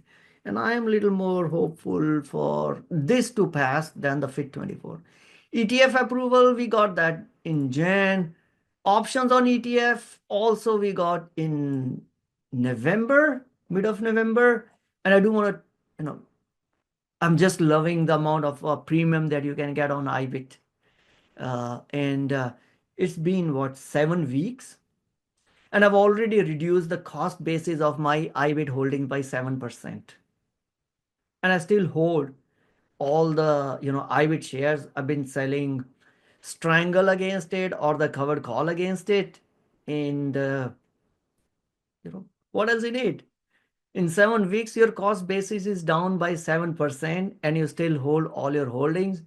This is why, I've been waiting for a way to reduce the cost basis or finding a way to hedge the portfolio, the crypto portfolio. Now we got options enabled and I'm loving it. This was one of area, I think at the end of 2023, I had mentioned a gap is that I can't hedge any of the crypto exposure. But now in 2024, we got a way to hedge it with the options now being available. Okay. Fourth one is Department of Labor advice against investing in crypto related instruments in 401k. Fidelity, they wanted to do it. Department of Labor kind of gave them scare them, saying we're gonna put you under more scrutiny and all that. So once the Department of Labor changes its advice, I won't be surprised if 401k providers start to have exposure to Bitcoin ETFs in your 401k portfolio. But I don't know if it's gonna happen in 2025 or not. Okay.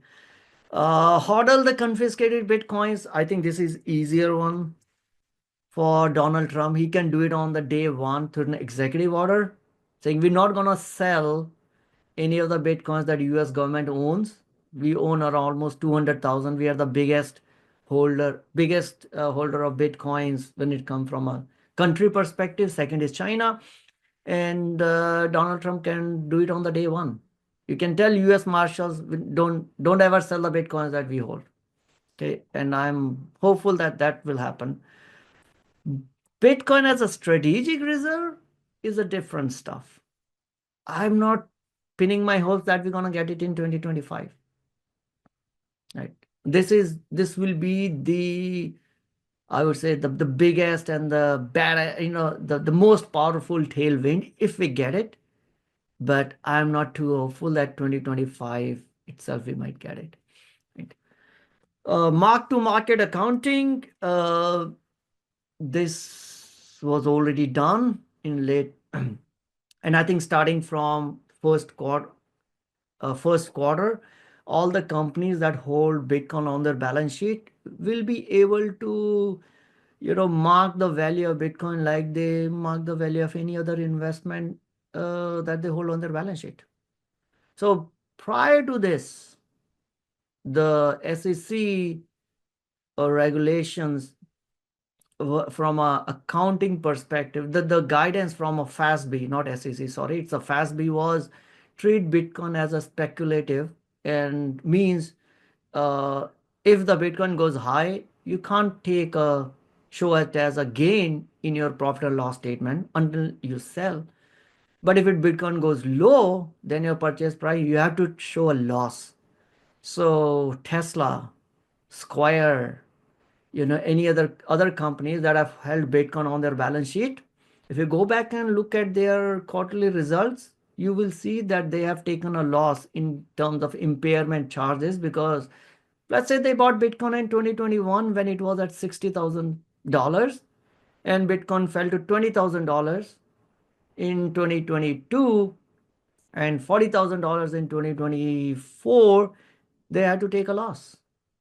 But now Bitcoin is back up $100,000. They can't take a gain.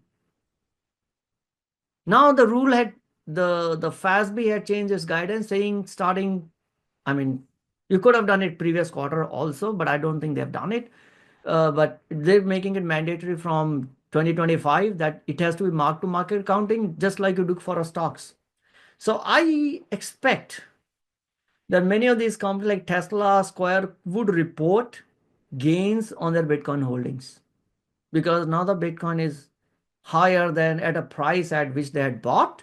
So that means there are paper gains. And now with the change in the accounting regulation, they will be able to report those gains. And if suddenly rest of the company CFO says, gosh, they had a Bitcoin on their balance sheet and now their net profit margins are higher, even though it is accounting, but at the end of the day, it's a net profit margin. Your net profits are higher. Maybe we should hold some more. So I'm hoping that happens, but we'll see. But this the last one is, which I added after the ETF approval, is approval from wirehouses and including crypto and financial planning. I'm hopeful that this will happen in 2025 because it's been almost a year since the ETFs have been out. And these wirehouses like Morgan Stanley's, Bank of America's, those who have army of financial advisors probably have done their due diligence. Generally, they take anywhere between 12 to 18 months.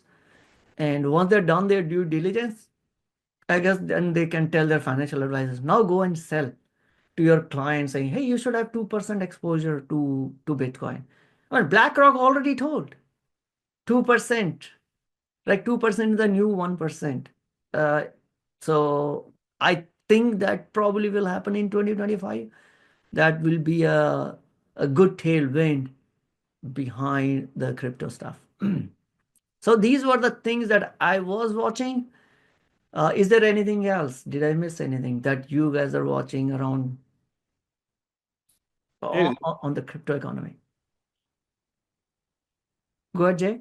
I just wanted to sidestep. You did top stocks and top, best performance, worst performance.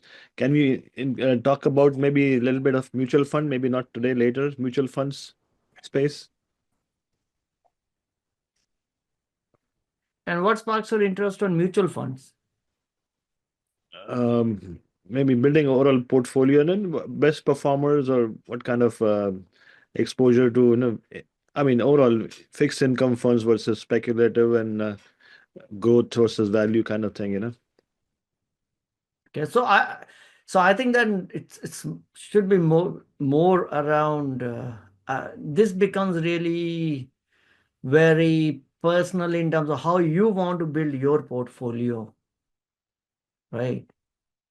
Or just maybe a rough checklist of top mutual funds, dogs Yeah, just we can get that. I think that, yeah. So yeah. I think Barron's or someone will Let's keep it have a simple. I mean, that will best be performing funds of 2024. gotcha. Thank you. Okay. Yeah, I'll find that. So I'll bring it in the next session. All right. So these are the things that I was watching for 2024.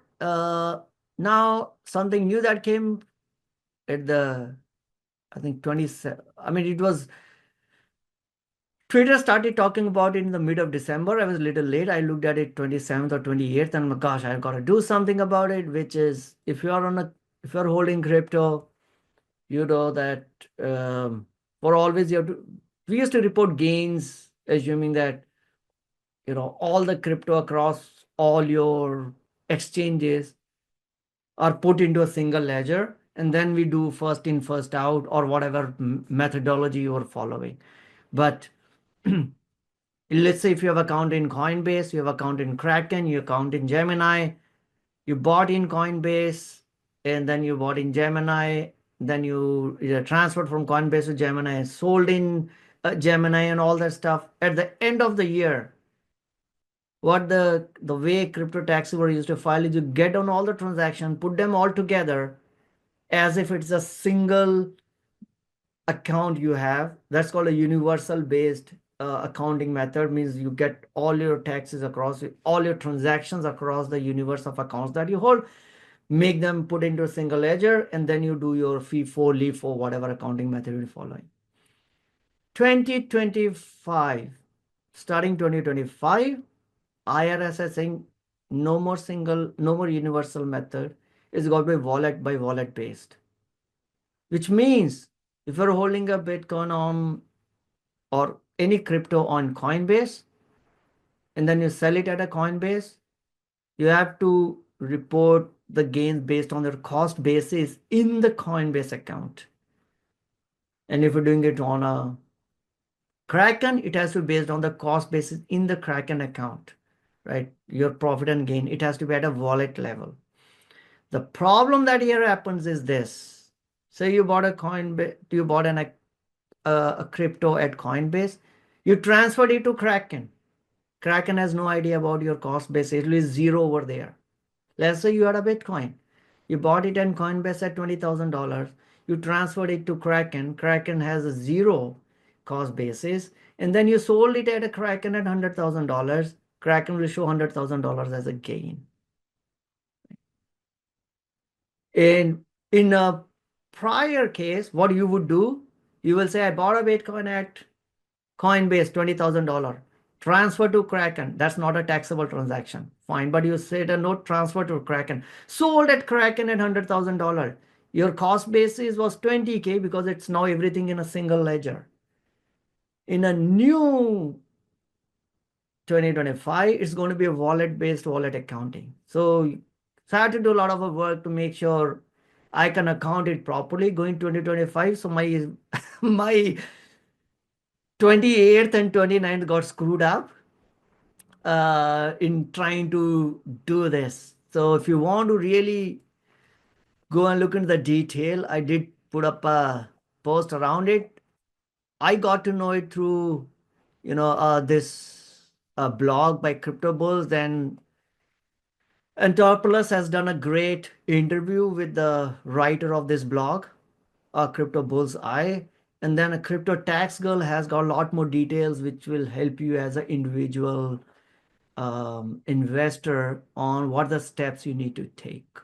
Okay, so if you want to know it, and I think you got to figure this out. Or sorry, it went to. But if you're not even invested in crypto, you can just ignore it. But if you are, this is something that you can't ignore. You need to make sure you pay your taxes. You don't unnecessarily pay your taxes because your Kraken account or Coinbase account doesn't have the cost basis available. It is changing from 2025. Okay. Now, I'm not yet got on, but I thought I saw somewhere on Twitter that on 12/31 evening, IRS has given a reprieve saying, hey, hold on, we're not going to enforce it in 2025. So I have to yet go back and look at it because I was traveling on 12/31. So I finished everything on 12/30. Like, what the heck? I spent 2 days in trying to fix this. And now you are saying on the 12/31, saying, you know what? Not doing it. In any way, I'm happy I did that because I cleaned up a lot of stuff. All right. What's okay? Jay says, you're welcome, Jay. I'm glad you guys are here. You come here every Saturday, and that's fun, right? To talk to you guys, talk about stocks, talk about crypto, anything related to investing. I'm not that big on a real estate, so sorry I don't talk a lot around the real estate side of the house because I myself don't do a lot of real estate. But if you have something, yeah, you can bring it up. Linda says next time adding index funds comparing to ETFs.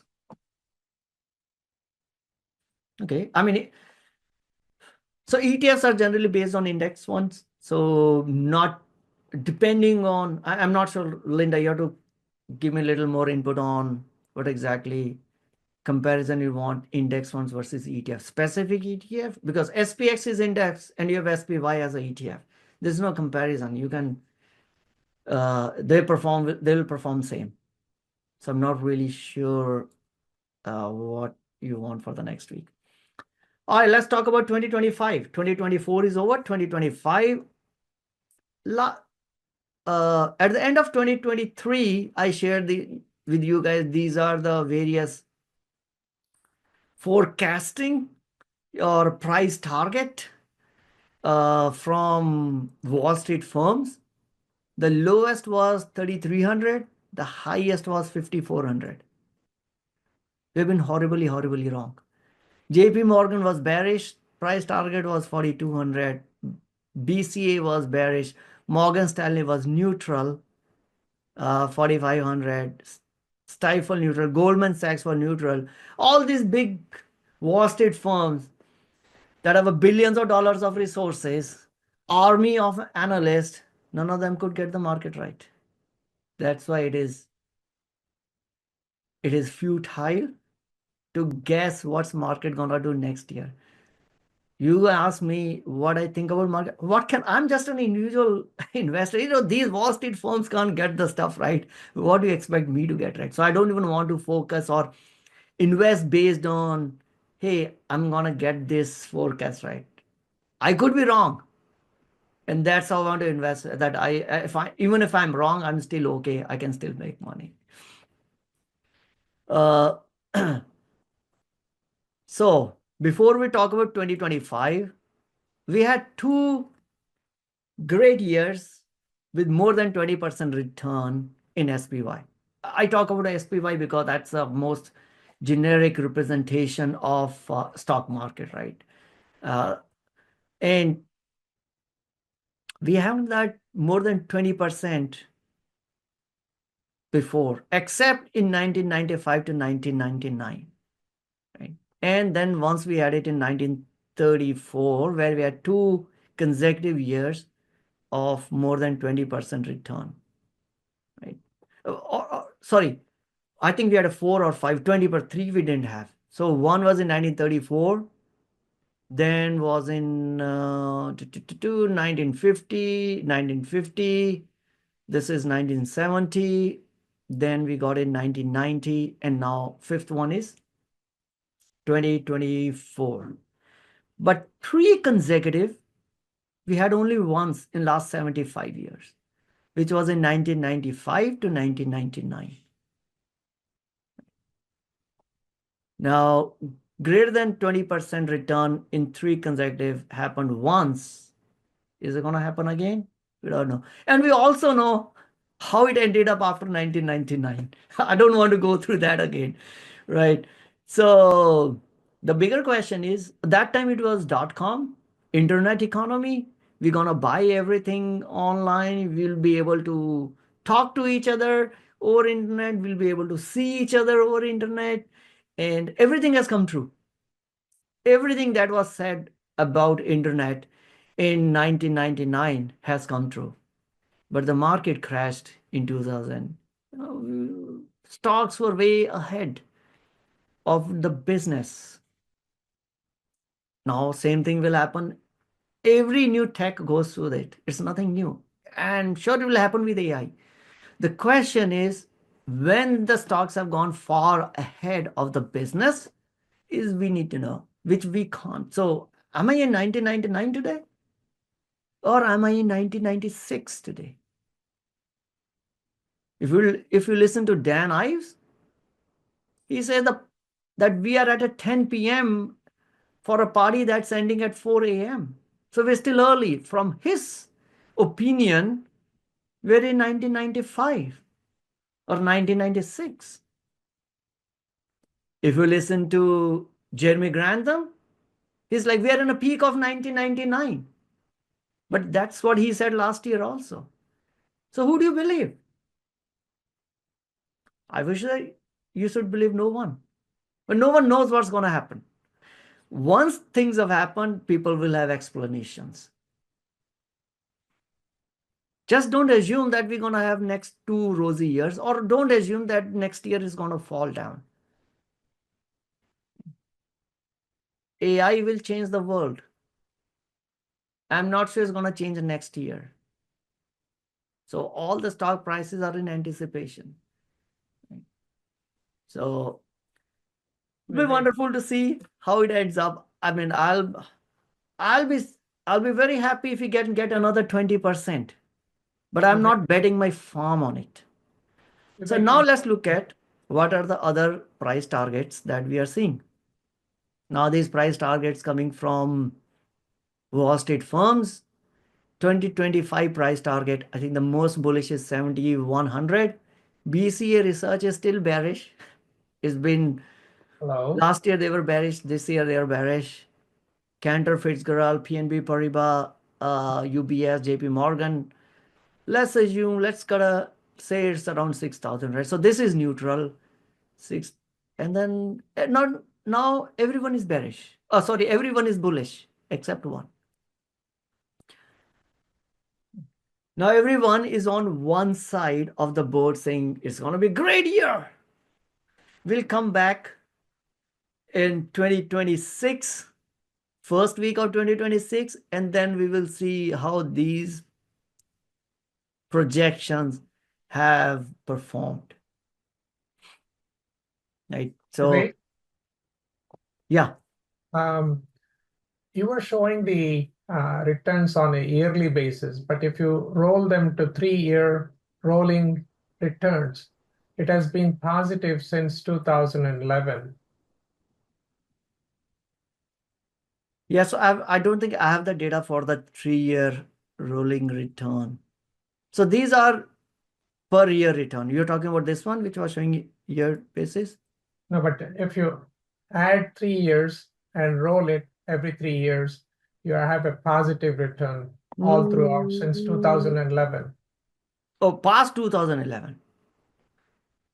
Oh, No. yeah. I mean, we had only one big drawdown was in 2022 where SPY was down almost 18%. 2018 was, I think, 4% or 5%, something like that. And we are in a secular bull market since 2009. So we hardly had any drawdowns. But historically, we have had like 4 negative years in 1920. We had 3 negative years in 2000, 2001, 2002. 3 continuously negative years. I think these are the only 2 ones.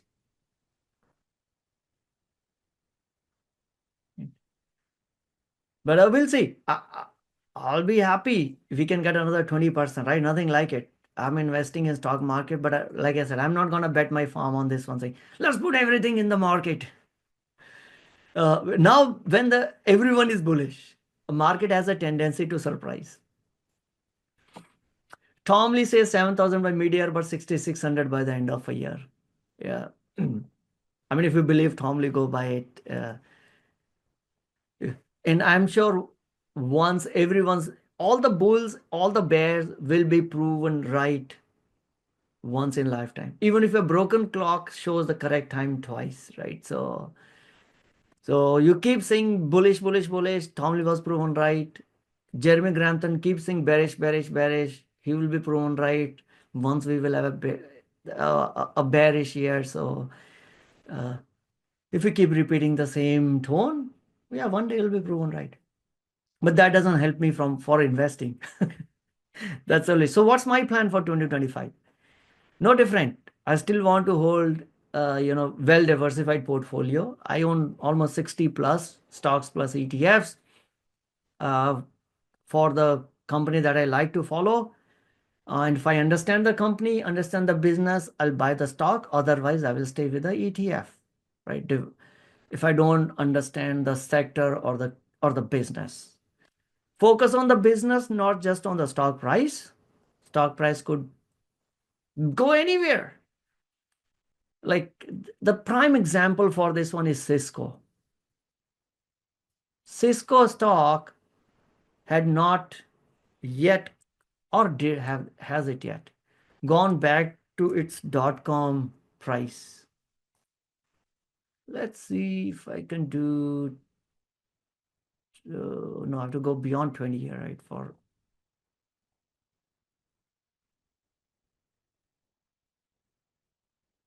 do I have a max or something? Or let's say add a time frame. Okay, max available week.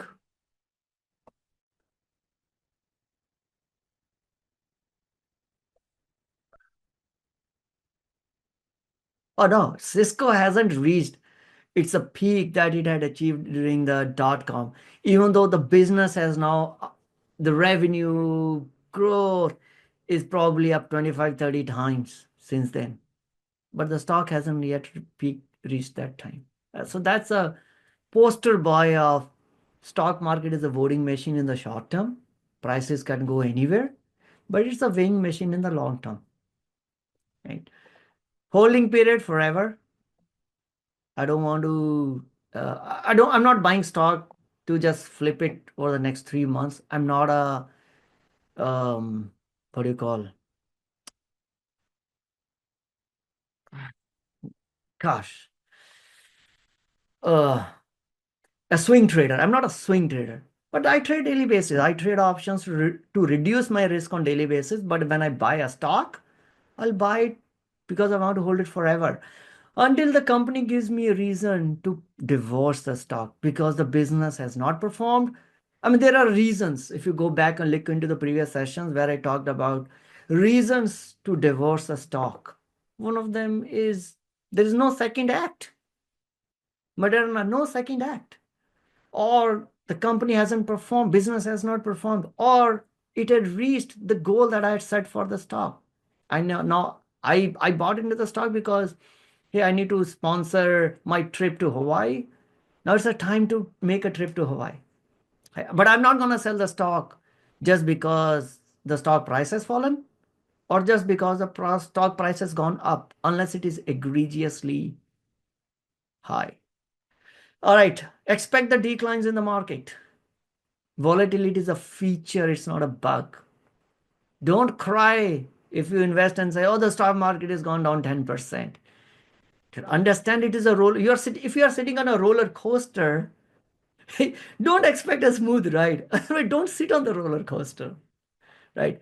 Reduce cost basis continuously. I think this is what I learned 8 years ago is to focus on cost basis. And that has helped me to stay in the market. Now, if your stock goes down 10%, 20%, IBIT goes down 10%, I'm still okay. I've already reduced my cost basis by 7%. And in 7 weeks, I hold the IBIT for a year, I would have reduced my cost basis by 25, 30%. Then if a stock goes down, it is easier to live with the stock because you've already taken some of that money out. Water the flowers and cut weeds. I'm still trying to learn, become better at this one. It is very difficult emotionally to sell the losers because means you have accepted that you were wrong. It is very difficult for as a human. I mean, we all are human. But when you cut a weed, and then if the business is doing good, even if the stock is going higher, but if business is doing good, yeah, average up. Everything up in a great business is better than everything down in a bad business. We learn this very hard. It is very difficult if you bought a stock at 100 to go and buy at 150 again because we anchor that price 100 in our mind. But if the business is good, you should average up. And don't try to average down just because the stock has fallen. Oh, I can reduce my average cost. Now I buy more. Do a DCA. Right? DCA is fine as long as the business is good. Continue to do DCAs while it's going up or continue to do DCA while it's going down as long as the business is going up. Okay? And ignore the noise. Read more earnings report. Read more books. There is a wealth of knowledge in the books. more thank you, and less of CNBCs and the Bloombergs or Pandit interviews, right? You saw 2023, all the Pandits were wrong. And if you had followed, let's say, saying, gosh, there is not much of a growth left in it, half of the, either they were bearish or neutral, let's say 30%. And if say Goldman Sachs is neutral, there is nothing much, then why should I invest in stock market? Let's move into fixed income. You lost out on all the gains of the market. These pundits also didn't do any better. So don't listen to pundits, listen to what you want to do. And then, it's going to be good 2025, irrespective of whether the market goes up or down. What I want to not do is reduce using these words, going all in. I don't go all in anyway. You guys know me. I am certain that this is going to happen. I would want to reduce the word of usage of the word certain. I know that the stock economy will do this. Stock market always go up, right? Danger words, always, never, will, ever. Right? Think more in a probabilistic terms. Because when I say I am certain, I'm deterministic that this is what's going to happen. Right way to think is I have a higher allocation. Instead of saying I'm going to go all in, I'm saying I have a higher allocation to this. It means in the back of my mind, I'm keeping saying, hey, there has been something else I need to allocate to. Yep. There is a higher probability that the stock will go high, or the stock will go down, or the market will go high, or the market will go down. There's a higher probability that that interest rates will go high. It means there is another set of probability that it may not happen. Then you start thinking about it, yeah, I could be wrong. Then I need to make sure that if in alternate universe where the other side could become true, I'm not killed in a portfolio. So stock market, you can't be in the market with deterministic thinking. Right? Stock might always go up. No, it goes up more than it goes down. That's the right way to think. It means next year it actually could go down. But if I'm always thinking market goes up and then I invest everything and the market goes down next year, I'll be in trouble. So if I say it generally goes up more times than it goes down, then it means there are times when it actually goes down. Then I will think accordingly. Should I invest 100% of my cash in the market? No. What if the next year is the year when it could actually go down? So start including more probabilistic thinking when you're in the markets and never be deterministic, because markets will teach a lesson.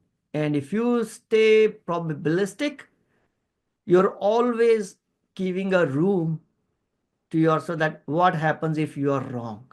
And there will things, the greatest investors have been wrong in their lives. But they don't get killed because, if you build your portfolio assuming that you are wrong, then you'll not have a suicidal portfolio because you're already thinking about it right from that day one. Okay. All right, last one. This is the first meeting for after the end of a month, and at the end of a month, every time I'll show you what's my top 15 in my portfolio. So this is where it is. This was the end of November. This is end of December. Top holding is still SPY, and then single individual stock is still is Mercado Libre, Meta, ETF, Google, Microsoft, Apple, ETF, Amazon, Shopify, Berkshire Hathaway, ETF, IWM, NVIDIA, ASML. What went out? Tesla and Palantir fell out of top 15. They were in top 15 in November and got replaced by ASML and NVIDIA. Okay, we are 12:30. I had one last topic. I'll do it for the next week, wherein characteristics of a good business, right? If you are trying to invest in individual companies, how do you identify one way to identify a good business? I'm going to walk through some of the characteristics that I keep an eye on to know it's a good business or not. And if you've been attending these sessions, I don't even look at a stock price when we're analyzing a company. That's the last thing I'll look at.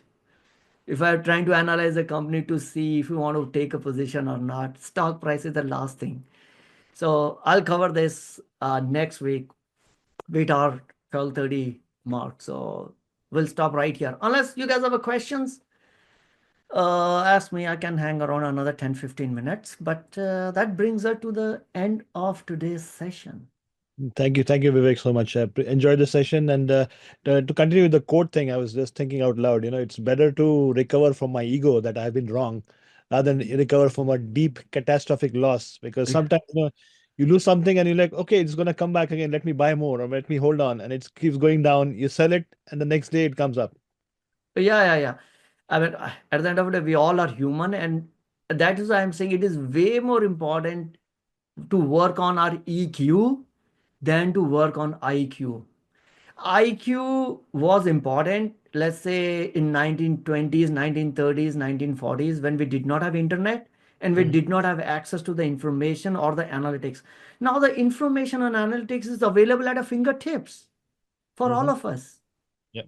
So where we don't spend time, where we should spend time is on the other side is our EQ. Don't get too egoistic and don't get too scared, don't get too greedy. That's a hard stuff to work on. It's easy to build a model, but very hard to work on changing our own behavior with the market. Absolutely. Fantastic. Thank you again. You're welcome. All right, I Vivek, see. I Sorry. had a quick question. Yeah. Um, a couple of years back, I took some Nvidia and Nvidia stock sold covered calls, and I was hoping to reduce the cost basis and stuff, but it kept going against me, and it kept growing. Now I'm at a position where I'm reaching the expiry date, and either I can take a loss and close them because even rolling over won't be possible. It's such a different rate, or Mhm. I just let the stocks go away. So if you let Any the stock go away, you have a tax implication. You should look at that. it's in my 401k. Okay. Not 401k, I mean rollover IRA. Okay. Yeah. So basically, it's a tax advantage account. Yeah. So yeah, I mean, if it's up to you if you let the stock, you want to let the stock go away, that's fine. Or if you want to take a loss on option and want to hold the stock because you think there's a lot of upside left in the stock, you can do either way. Yeah, that's the one I'm inclining towards, like holding them for long term, bear a loss right now, but over time I feel it will pay away. But still, I wanted to know if there is any way I can optimize this scenario. So you can, yeah, I mean, you can take a loss on this one or continue to sell a put against your call. That's another one. But I guess since you have sold a call while ago, it's already deep in the money. And Yeah, put at that price is not going to give you any premium. right. Yeah. Is that Okay. a very big percentage of your portfolio? How much would that be? Yeah. Nvidia. Yeah, it is significant amount. So I if it mean, is giving you sleepless, if you're losing sleep on your NVIDIA position, for me, the first rule is if you're losing sleep, I will trim. There is no investment worth losing sleep. I'm not losing sleep, but I'm like I will miss out on all the gains. And it would be stupid to cut down that loss right now, considering it has a runway for another 3, 4, 5 years. Oh, yeah, if you are bullish on it, and then yeah, then take a loss on option and hold the shares. Okay. So there's no other way to basically move out of those covered calls other than buying them and closing them for a loss. Yeah. Okay. Thanks, So Vivek. so one lesson I think that I have shared during the boot camp and I talked in the multiple times is because I do hear some folks say, "Oh, if I had not sold the covered call, or I would have done much better." For these high tech or high growth stocks, don't sell covered call against all of your positions. Like I hold Palantir, but I didn't sell covered call against all of my position because, oh, dude, this stuff could keep going up, right? So, and Nvidia, I sold some, I still holding some. Same with the Palantir, or you do a call spread. What has worked out better for me is to do a call spread.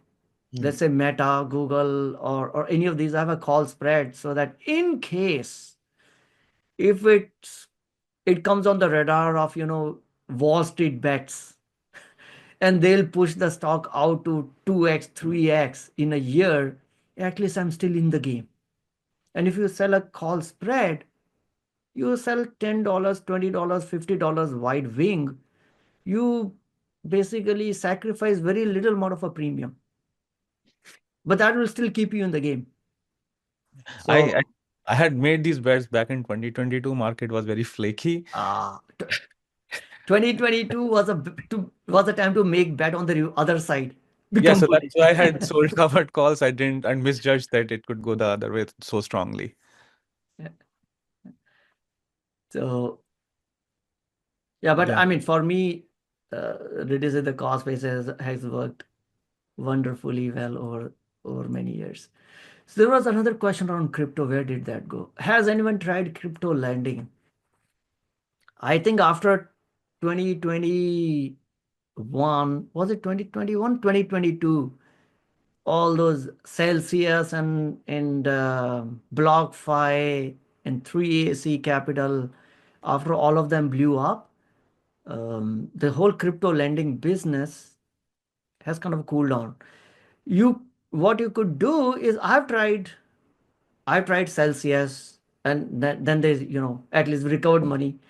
That's good. I've tried Aave also to you can go and lend your crypto. Now Aave is a decentralized one. You can go and stake your, let's say, crypto over there. I try to basically um, lend them a crypto and take USDC and use that USDC, basically stable coin, and invest it. That's what I have done. But you can try. There are Aaves there, Compound is there. I've used Aave and was okay with it. But then after this whole scares, and I got little worried about the fact that what if there is a bug in a smart contract of Aave, and someone exploit the bug and can drain it out, then there is no recourse, right? These things are not regulated. So then I said, you know what, leave it.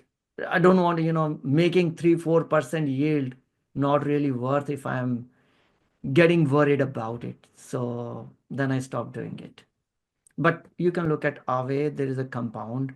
You can look at, other than that, I want to wait it for a regulated space. Let's say the banks come into this after the SAB 121, maybe bank will come up with a product in which you can lend them your crypto and they can give you loan. Right. Then I'll be more willing to do it. Right. Because I've heard about some like crazy returns on lending Bitcoin. But yeah. So yeah, no, thank you. I'll look into Aave and Compound. Thank you. Cool. Ashish, like an ex never follow stock once sold. Oh, that's true. But no, but some X may not come back, but the stock businesses might perform. In what scenario is it sensible to start switching my S&P 500 holding for SPY ETFs? I mean, yeah, some mutual funds that I've held for a long time. Does that make sense? Especially if I've held them for over a year, does it still make to switch over the long term? Because I intend to hold them for a long time. No, but you will still have to pay your taxes, right? Then. Yeah. So I think all the mutual funds assets are sitting under mutual fund because of the tax considerations. So even if you're holding for a long term, if you sell it now, you have to pay long-term capital gains tax. So if you're holding $100 worth and you sell it now, you're only gonna receive $85. Right. So that's Right. a problem. Yeah. So probably, yeah, not do anything with it, just for future course correct. Yeah. So and if those are like mutual funds are like mimicking S&P 500, then from a performance perspective, it's going to be the same, except you're paying more in fee. The only difference is you need to know, okay, how much I'm paying in the fee versus how much I'll be paying in the expense ratio in S&P SPY ETF. Yeah, but the tax is a big consideration, and Yes. it might happen that you sell this, you get your and that it bumps up your overall income, and then you moved into a different tax bracket and all that. So think about the tax consideration. You can In- still get to pay tax on a mutual fund where you lost money because it's not your personal mutual fund. There are other people out there. So just be careful and assessing the tax consequence. Yeah, mutual fund taxes are like horrible. You don't do anything, still you get a gain or you get a loss because other people have done it. That's why I love ETF. I don't like mutual funds. Maury says, when would you sell ACHD? No, I'm not selling ACHD.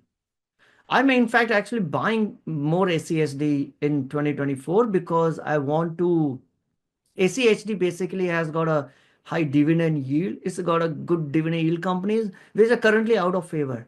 So if the interest rates go down and if the market is like, hey, this AI is not working out, I'm done with all these big growth companies, which I have Google, Meta, QQQs, then the market will rotate towards, hey, let's go back to the stable companies, good dividend paying companies, big cash flow generating companies, which is what ACHD has. So from a balancing perspective, I've increased the ratio, the amount of ACHD I hold in my portfolio this year. And if the market continues to go higher, continues to reward big tech companies, yeah, I have a Google and Metas and all those right on my portfolio. So I'm not gonna sell that. That's like, if you look at SCHD, it did better in 2022 than SPY. When the markets are a little jittery, markets are a little concerned, it moved towards the good, safe dividend paying companies, which is what SCHD has.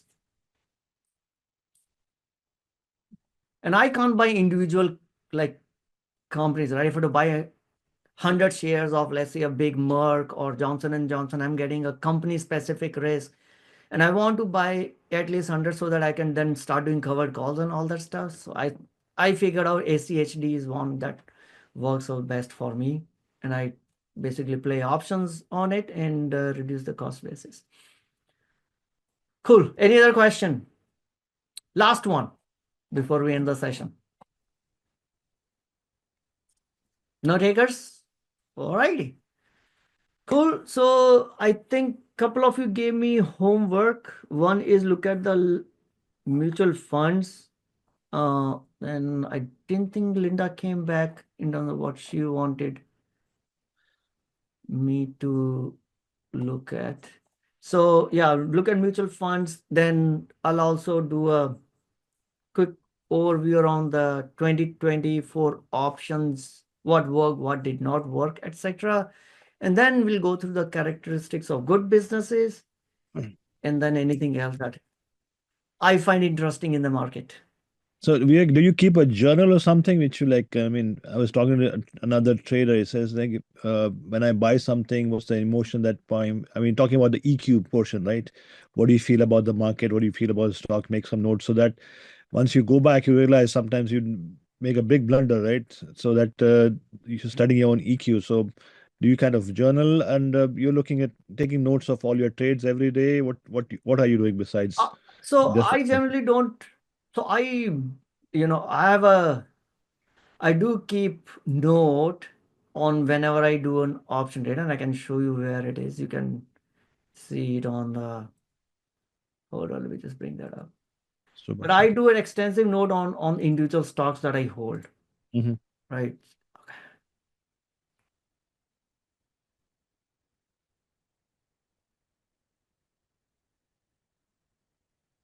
So I do post, but I think you have access all. Let's look at all trades, right? It's okay. So let's go back to 16, 17, 18, etc. Right. So you do see I put a note on why I did this. Short pull pad, nothing much over here. Opening short put against 6 to 2 short call to maintain a neutral delta. So I do put a note against every trade that I do in terms of why I'm doing this. This is for harness, nothing done on 17th, 18th. Okay, taking advantage of spike in VIX, adding a strangle in DIA, which is I generally don't trade Dow Jones Index, but the VIX was really high on 18th. Whatever had happened on 18th, I don't know. I think something had happened on 18th and the VIX really went high. Yeah, this was 18th. This green candle on VIX. So I'm like, I have to sell a premium, right? And I traded in DIA. Only reason I did it just to do basically harness the option premium, right? Did it strangle in SPY? Same, because the VIX was high. Square, I had a call spread, December call spread, I closed for profit, opening Jan. Again, this is premium harvesting, short put against call spread, right? When your call is getting challenged, you do a short put, did that in TTT. INDA, opening a short put. Yeah, so I do take a note, but these are very, I don't take on daily basis what I'm feeling, right? Well, for example, this one, ACHD, opening short put near ATM, stock has been red for 9 consecutive days. That hasn't happened in a year, expecting it to improve. Now, I could have been wrong, right? But yeah, this is why I did this one. Got it. Right. But I do keep an extensive note on individual companies that I own. And quarter to quarter basis, I'll update that and say, hey, what's my thesis around, let's say, that company, how it has changed, and I guess you have seen it. Let's say this is one thesis document, right? So talking about 11.7, what I'm feeling about the company, what's my current position and all that stuff, which every quarter I'll update it based on what's happening. Super. Thanks for sharing. Yeah. So this helps us to take our emotions out. And if I say, hey, I talked about this company and I said, I'm not going to sell it because they're doing XYZ in business, why am I not willing to sell it? Just because someone in the Twitter said it's whatever XYZ or the stock has fallen down. No, we were waiting for these business tailwinds. So let me hold it to see if those business tailwinds come out to be true or not. Super. Thanks again. Cool. Alrighty. Cool. I guess that's it today. Thank you, everyone. It's great to be back. Sometimes, I miss these Saturdays, but good to be back. And all of you have a happy new year and a great 2025. Maybe we'll make a history. It's the second time in last 75 years we will have 3 consecutive 20% up years. Just don't put your farm on this one, okay? Last, looks like one question here. What do you do with the cash? Cash give me opportunity. I hold cash and keep it in ICSH. Because that's very liquid. That's like a money market kind of, like it's a 3-month T-bill. You can keep it in money market fund, but I do want to hold cash to take advantage of the opportunities when market presents itself. This is pretty similar to SGOW. ICSH. SGOW is 3 months T-bills. This is also... I think it's probably similar. ICSH it's an ultra short-term bond. Gotcha. I mean, it went down. My wife was complaining. SGOW went down. I'm like, you should not worry about that. You're just supposed to give us 4.5%. Yeah. So this one will give you basically dividend after every month, and then you'll still crash and go up again. It'll pay the dividend. It'll crash. Yeah. So, super. 5.26 current yield. Okay. Gotcha. Alrighty. Thank you, bye. Cool. Thank you, everyone. And we'll meet again next week. Thank you. Till then, have a great week. Bye, guys. Bye-bye.